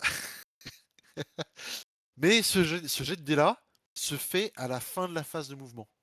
Vous n'avez pas le droit, et vous, en tant qu'adversaire, vous devez même refuser à votre adversaire de le lancer au moment où il le fait. Pourquoi? Parce qu'en fait, ça peut changer son plan. Typiquement, le mec t'envoie 5 araignées spectrales, sans liquis, 5 araignées spectrales de toute pourrie, là, de merde, hein, sur ton objet où tu as 5 bonhommes. Bah en fait, s'il fait double as sur ces 5 dés, il va perdre un bonhomme, et donc il ne contestera plus ton objectif. Et ça, s'il le sait au cours de sa phase de mouvement ou à la fin, ça change tout en fait. Donc ça, c'est vraiment attention à pas vous faire avoir. Euh, Est-ce Qu'est-ce qu'on a d'autre? que, petite question, est-ce que les Hawks jouent toujours ensemble sur les 3 unités ou. Euh, Pas toujours. En fait, ça dépend. Si leur objectif c'est de faire du DPS, souvent ils vont être envoyés tous ensemble. Souvent. Parce que il va y avoir une cible que tu vas identifier comme étant la cible à détruire à coup de mortal. Et du coup, ça va être les Hawks, ils vont tous s'en charger, ils vont y aller les uns après les autres. Et généralement, tu as identifié une cible aussi, ou plusieurs cibles, mais visibles depuis le point d'impact avec tous les Hawks. Donc ça va tirer à droite, à gauche, en haut, en bas. Si tu veux les jouer par contre sur un match-up où tu as plus besoin d'eux comme MSU, Move Block, contestation d'objectifs, non là tu les joues pas ensemble. Ensuite on a Janezar. Ouah. Janezar, on l'a montré tout à l'heure, on a un peu spoilé. Elle peut, depuis son staging point là, son magnifique staging point, hop, traverser les murs en bougeant soit de 14, en ignorant les Overwatch, parce qu'elle elle auto-advance à 6 en fait, Janezar. avec son unité. Soit bouger de 16 et venir faire la bagarre. Tout le monde a des armes d'assaut au tir. Bon. Et la particularité de Genzar, c'est que elle reroll pour blesser contre tout ce qui est caractère. Donc toutes les unités où il y a un personnage ou un personnage tout seul, elle reroll du coup les 1 pour toucher, elle 2 plus reroll, les 1, et elle va full reroll pour blesser. Donc au tir, c'est anecdotique, mais au corps à corps, elle a quand même 8 attaques qui blessent à 3 sur de l'infanterie, donc 3 plus full reroll, PA-3 dégâts 2, qui peuvent ignorer les -1 dégâts par exemple. Ça commence à vraiment piquer, hein. Même sur un gros Zika par exemple, ça calme, hein. Bon. Même sur un Bon, prince démon comme ça, ça, même si tu vas le blesser à 6, c'est 6 reroll. moi, ça c'est un pack qui explose bien les packs de 20, par exemple. Ben oui, tu ignores des dégâts avec un stratagème. Ouais, qui ignore Ouais, les dégâts donc avec de mémoire, tu exploses déjà un pack de Blue Claw, donc un pack de World Eater. les packs de Blood Claw aiment pas trop le traitement, tu vas en tuer une quinzaine avec, grosso modo. Donc si t'as tiré dessus avec autre chose avant, il reste un petit peu des confettis. Ça dépend beaucoup de s'il y a un personnage ou pas dedans en fait. Ouais. Et puis tu peux toujours aller précision perso, hein, parce que bah, Genzar va le découper normalement. Donc ça c'est Genzar. Elle fait vraiment mal, mais une fois qu'elle est partie, elle est morte, hein. Une fois qu'elle est partie, elle impacte un truc, et derrière elle meurt. Faites votre deuil. Donc, Le seul truc où il faut faire vraiment gaffe avec Genzar, c'est elle n'a pas le droit d'advance ses charges si elle ne lead pas. Donc, si vous prenez un Overwatch et que les Banshees meurent, mais pas Genzar, Genzar, elle reste là comme une conne, et elle regarde l'adversaire en le faisant les gros yeux, et c'est tout. Ça s'arrête là. Donc, pesez bien le pour et le contre. C'est arrivé notamment à Folger Piles là, sur une de ses games contre l'Astra au World, où il s'est pris un Overwatch de genre 10 catachants, enfin vraiment le truc pourri quoi. Le mec il a fait 2d6 tirs de lance-flamme, 12, il a tué toutes les Banshees. Et bah Genza elle est restée là, les bras en croix, à voilà. regarder les GA, genre pas contente, hein. Voilà, je suis bloqué. Donc faites gaffe à ça. Si typiquement vous voyez demain une Genzar avec genre un Exarch à 1 PV parce qu'en fait le mec s'est déjà pris des tirs avant, qui fait advance et charge et qui utilise pas de token d'Overwatch, c'est ultra intéressant d'Overwatch. Essayez.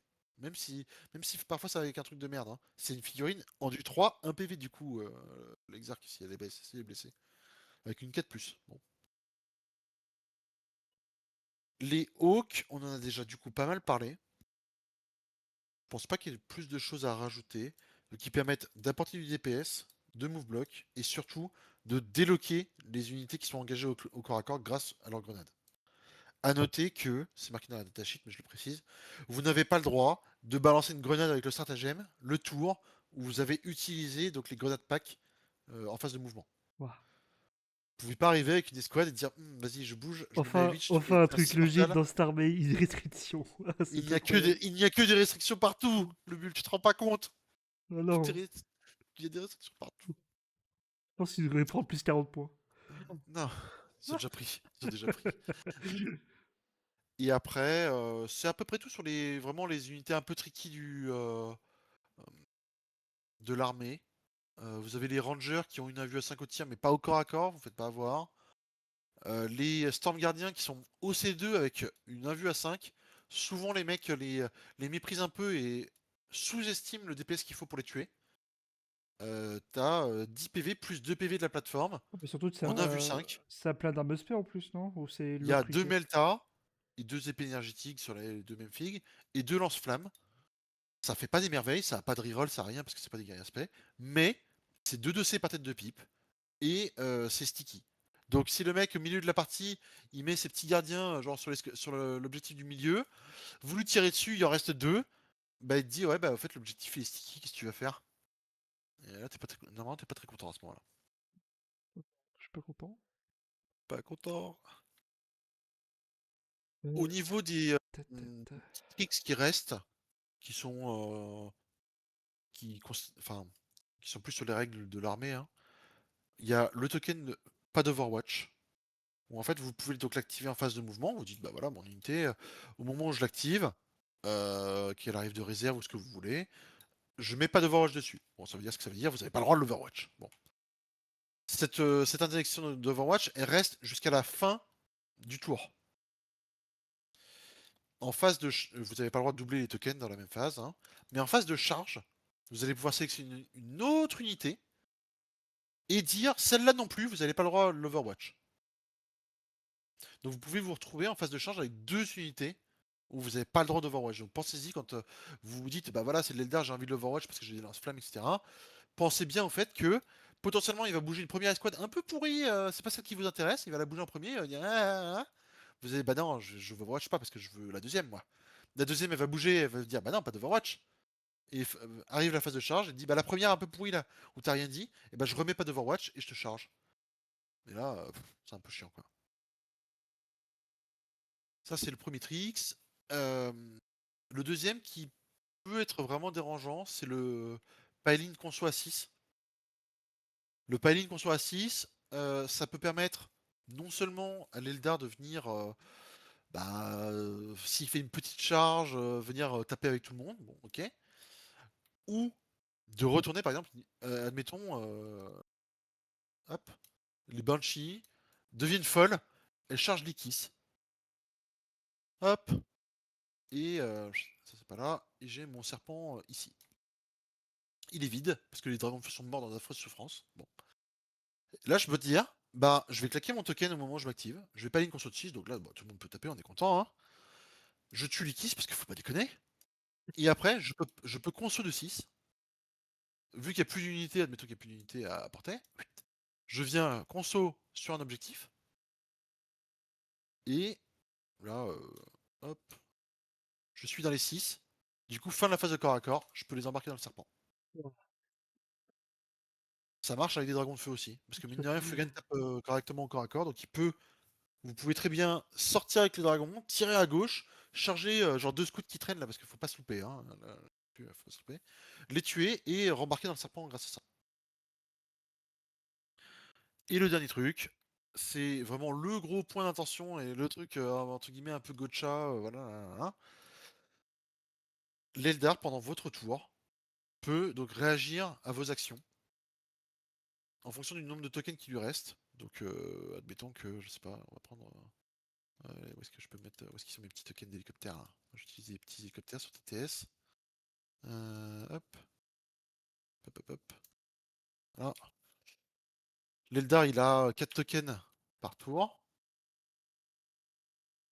C'est trop là. Admettons que votre adversaire, il en a utilisé que 2 pendant son tour, donc ces deux-là sont plus là. Ça veut dire que pendant votre tour, il peut faire 2 actions. La première, c'est bouger après que vous désengagiez d'un corps à corps où il est présent. Ça peut permettre à une figurine, typiquement, je sais pas, l'Ikis, elle est là. Il y a un fallback, et ben en fait, elle passe derrière le mur. Et potentiellement, elle retire des losses. Bon, c'est chiant. Soit réagir à quand on te tire dessus. Et souvent, bah en fait, les unités Eldar, t'as une 3+, mais surtout une 5+1 vue. Et on n'arrive pas à les tuer jusqu'à la dernière figurine. Et du coup, il reste 2 petits bonhommes en vie qui vont aussi se cacher sur un mur. Enfin, derrière un mur. Donc pensez-y. Par contre, si votre adversaire n'a plus de Battle Focus Token, là, s'il n'y en a plus, là c'est open bar, vous faites ce que vous voulez. Et allez-y, pleine bourre, le mec il peut rien faire. Donc ça c'est vraiment le truc auquel il faut faire gaffe. Ouais, il peut payer une de 6 aussi, mais faut faire gaffe. Oui, tu peux pas ligne de 6, pas ligne conso, corps à corps, c'est Ouais, très un bah, truc. faut faire Ouais. gaffe à ça. Il est vrai. Ça peut permettre, typiquement, si faites un peu le con, le mec, il y a un corps à corps ici, vous le chargez, en fait, bah, il va dire, bah, en fait, je vais utiliser mon token parce que je vais te casser la tête. Et du coup, il vient construire sur un objectif que tu n'avais pas prévu. Et bah, un petit peu ça fait du primaire, quoi.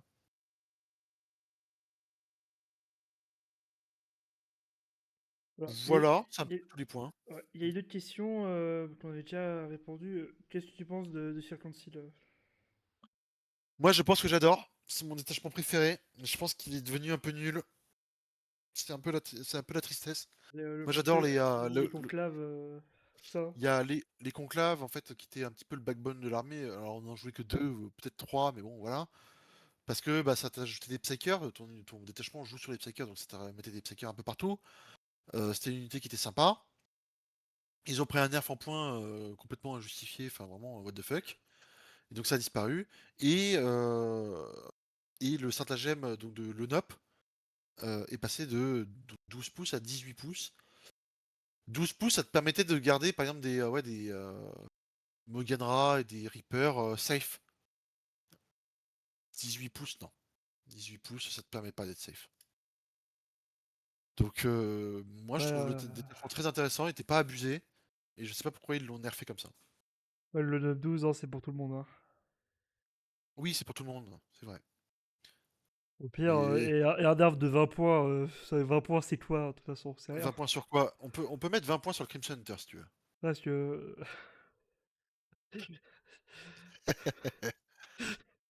Même 30. Allez. Et le Crimson Hunter sur un avatar de Kane. Ah ouais. Oui.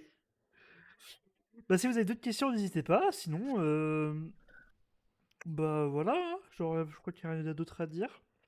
N'hésitez pas, genre petit truc, n'hésitez pas via le temple du hobby à utiliser d'autres codes. Si vous voulez avoir des fluides un peu moins chers, n'hésitez pas. Ouais. C'est Euh, un bon. Ils ont à peu près tout, hein. Ils ont à peu près tout dans un leur peu tout. catalogue. Ils sont rapides, ils sont réactifs, super sympa. Donc vraiment, n'hésitez pas, hein. Ça. Sinon, niveau live, bon, principe, c'est semaine prochaine, on va faire le débrief de la Ligue 1 qui est ce week-end. S'il n'y a pas de problème, en principe, ça va être bon. Et sinon, voilà. Après, il y a plein de trucs là, il y a plein de choses prévues pour le mois de décembre. Et peut-être qu'il y aura peut-être des détachements de Noël pour tout le mois de décembre, là, chaque jour, ce serait cool ça. Oh, t'imagines? Oh, Encore 30 détachements. putain, Ah! détachement Eldar. Encore un Euh, détachement Eldar où tu as le droit d'advance avec tes véhicules. Oh Quand tu non! joues ton détachement, tu passes légende. Ah putain. Ah! C'était nul! Il y a plein de nouvelles questions. Après, il y aura une rediff. Par exemple, Arnaud, il y aura une rediff. Donc tu pourras resuivre tout le début. Oui, maintenant on appuie sur le bouton, donc c'est bon, il n'y a plus de problème. Ah! Putain. On Euh... apprend, on apprend. Oui, et on a parlé de la liste de Liam. Et Ah, la liste de Liam Elle était pour Layout Games, mais en fait, elle se marie très bien au layout WTC. Donc en fait, bah là, typiquement, à la Ligue 1, je joue ça, hein. Tout ça. Et je crois que tu joues exactement la même liste, si je dis pas de Ah conneries. oui, oui, je Ouais, joue, je ça. joue littéralement la même liste. À un détail près. Un détail près. Ouais. Ah oui, oui. Oui, oui. Alors, petit jeu, trouver l'erreur ou le changement qu'il y a eu dans la liste d'Aretas. Le nom. C'est un banger. Il faut le trouver, hein, par contre, hein, parce que c'est pas évident. Parce que même pendant la correction, ça n'a pas été trouvé. Eh oui. Et oui, donc ça veut dire que Eh, qu'ils savent pas. eh oui. Et Secret. oui, c'est un secret. Et ça, on va le couper à la rediff. Voilà. Et Ouais. Bresgard et le Wildest Knight. Alors, le Brest Knight, il a eu son moment de gloire. Un peu trop d'ailleurs.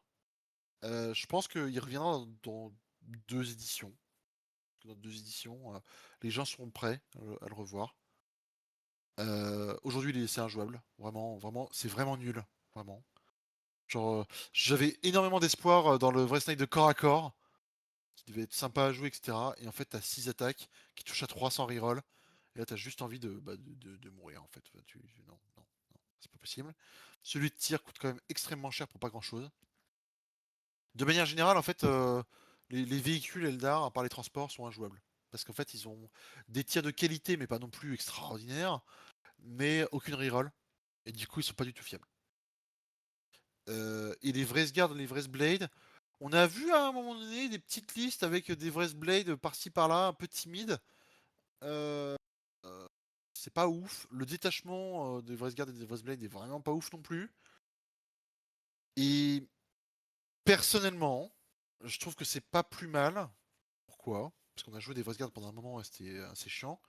Mais parce que moi, si je joue Eldar, ce qui me plaît, c'est pas de jouer des Terminator-like qui bougent de 5 ou de 6. c'est de jouer des unités ultra rapides, en mousse, etc. Donc moi, c'est pas, ça colle pas avec mon feeling sur l'armée. Mais bon, ça change pas l'état de fait qu'aujourd'hui, c'est pas. Si tu veux jouer une armée comme ça, pas très rapide, mais tanky, en fait, c'est pas l'Eldar qu'il faut jouer. Aujourd'hui, il y a d'autres armées qui font ça infiniment mieux.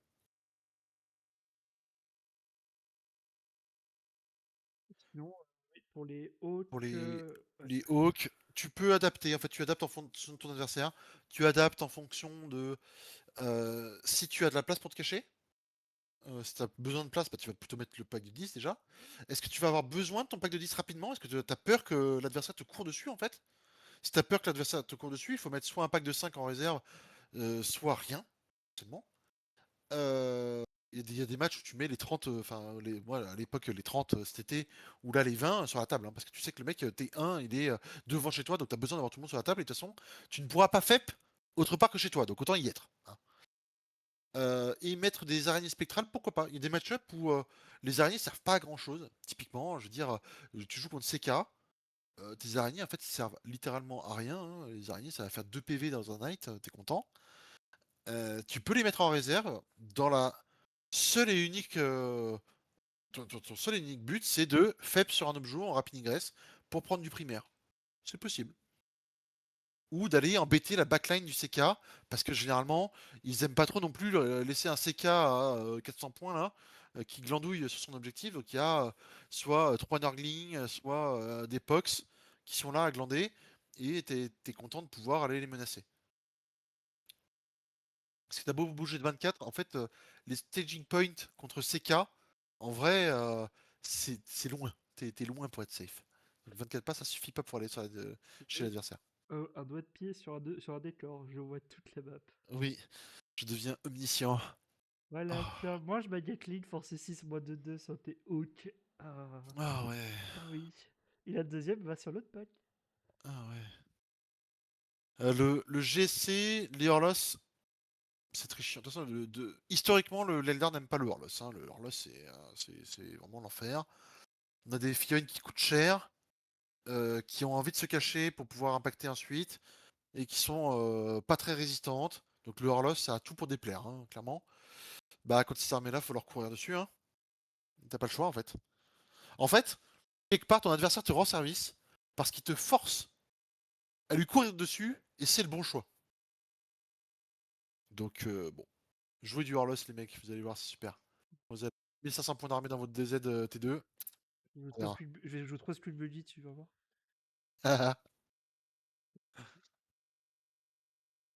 Et Ouais. après, bon, le débat entre la Storm Surge et le Wrest Knight, je rentrerai pas là-dedans. Et sur les Eldar en V11, oh là là, ouais, voilà. Déjà, les Eldar après la Data Slate, déjà, V11, on verra, hein.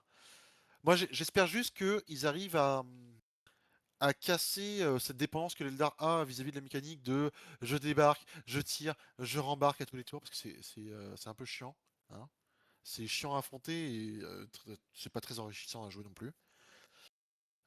Et qu'ils arrivent à trouver un moyen de rendre les véhicules Eldar un peu attractifs, parce qu'aujourd'hui les jouer c'est juste griffe en fait. Tu griffes ta partie en jouant des véhicules, quoi.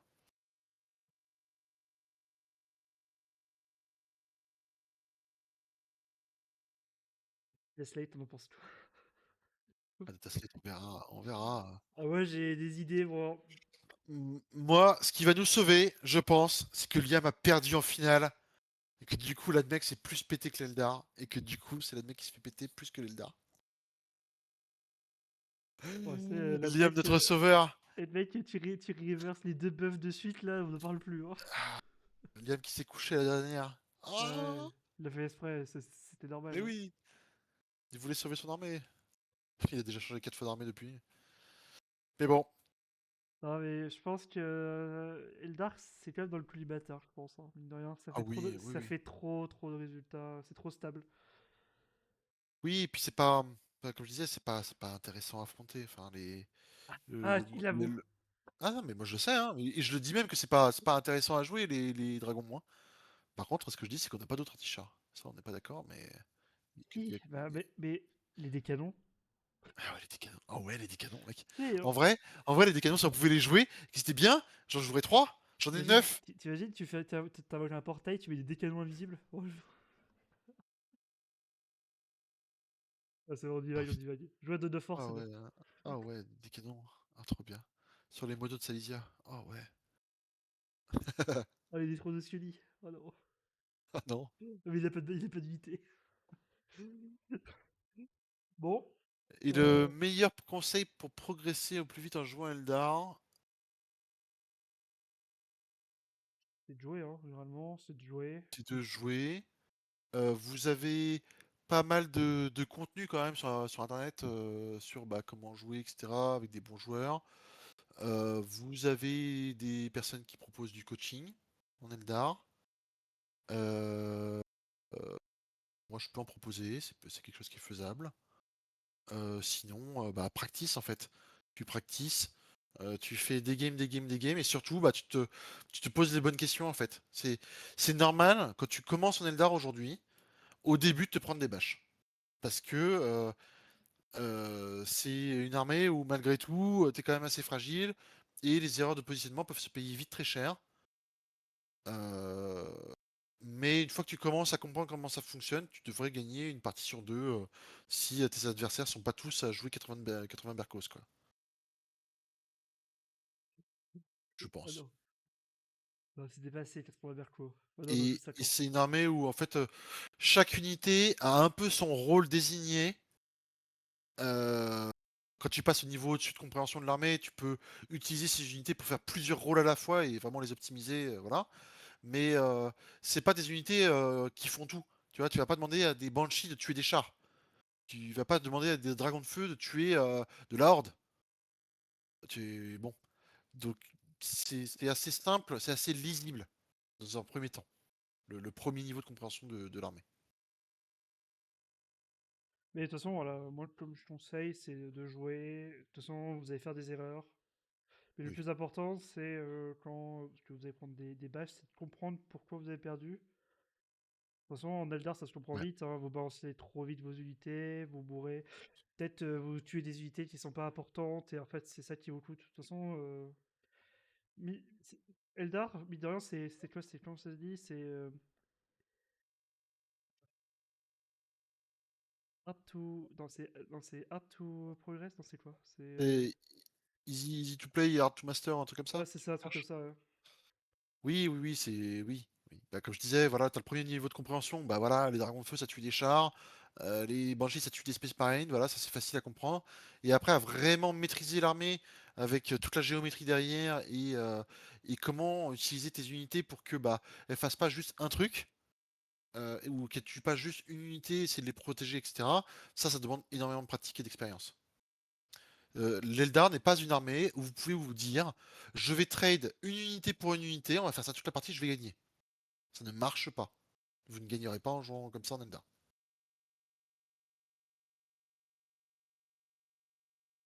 Bon, bouger de votre tête, c'est bien. Bouger 24, c'est bien. Nous sommes d'accord. Perdre 3 araignées parce que t'as fait 4-1, c'est bien.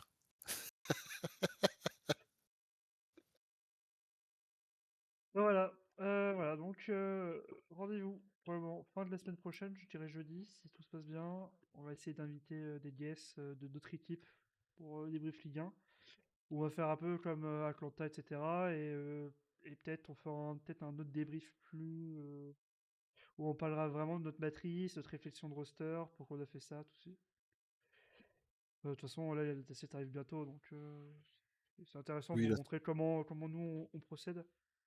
ça va arriver Et courant voilà. décembre. Et il y a, ouais, ça. Et il y a plein de petits trucs qu'on va faire là. Hein. On va parler tête de porture. Mhm. Moi j'ai Et hâte, hein. Moi, c'est le sujet de l'année, hein. j'ai tellement hâte. Oh ouais, ça va être trop bien. Putain. Ah ouais, ça va donner la chaîne de porture bientôt. Et ouais. Bon voilà, bon, merci à toi Aretas. Bah merci à toi, hein, d'avoir supporté 1h46 de talk sur de l'Eldar. Ouah, C'est bon, je peux me. C'est bon, presque sans rager. c'est bon. T'as de la chance, t'as de la chance, t'es dans mon équipe. Hein. T'as de la chance. Eh ouais, j'ai bien Allez, choisi. pour ce, passez une bonne soirée et une prochaine. Allez, bonne soirée, merci à tous. Au revoir.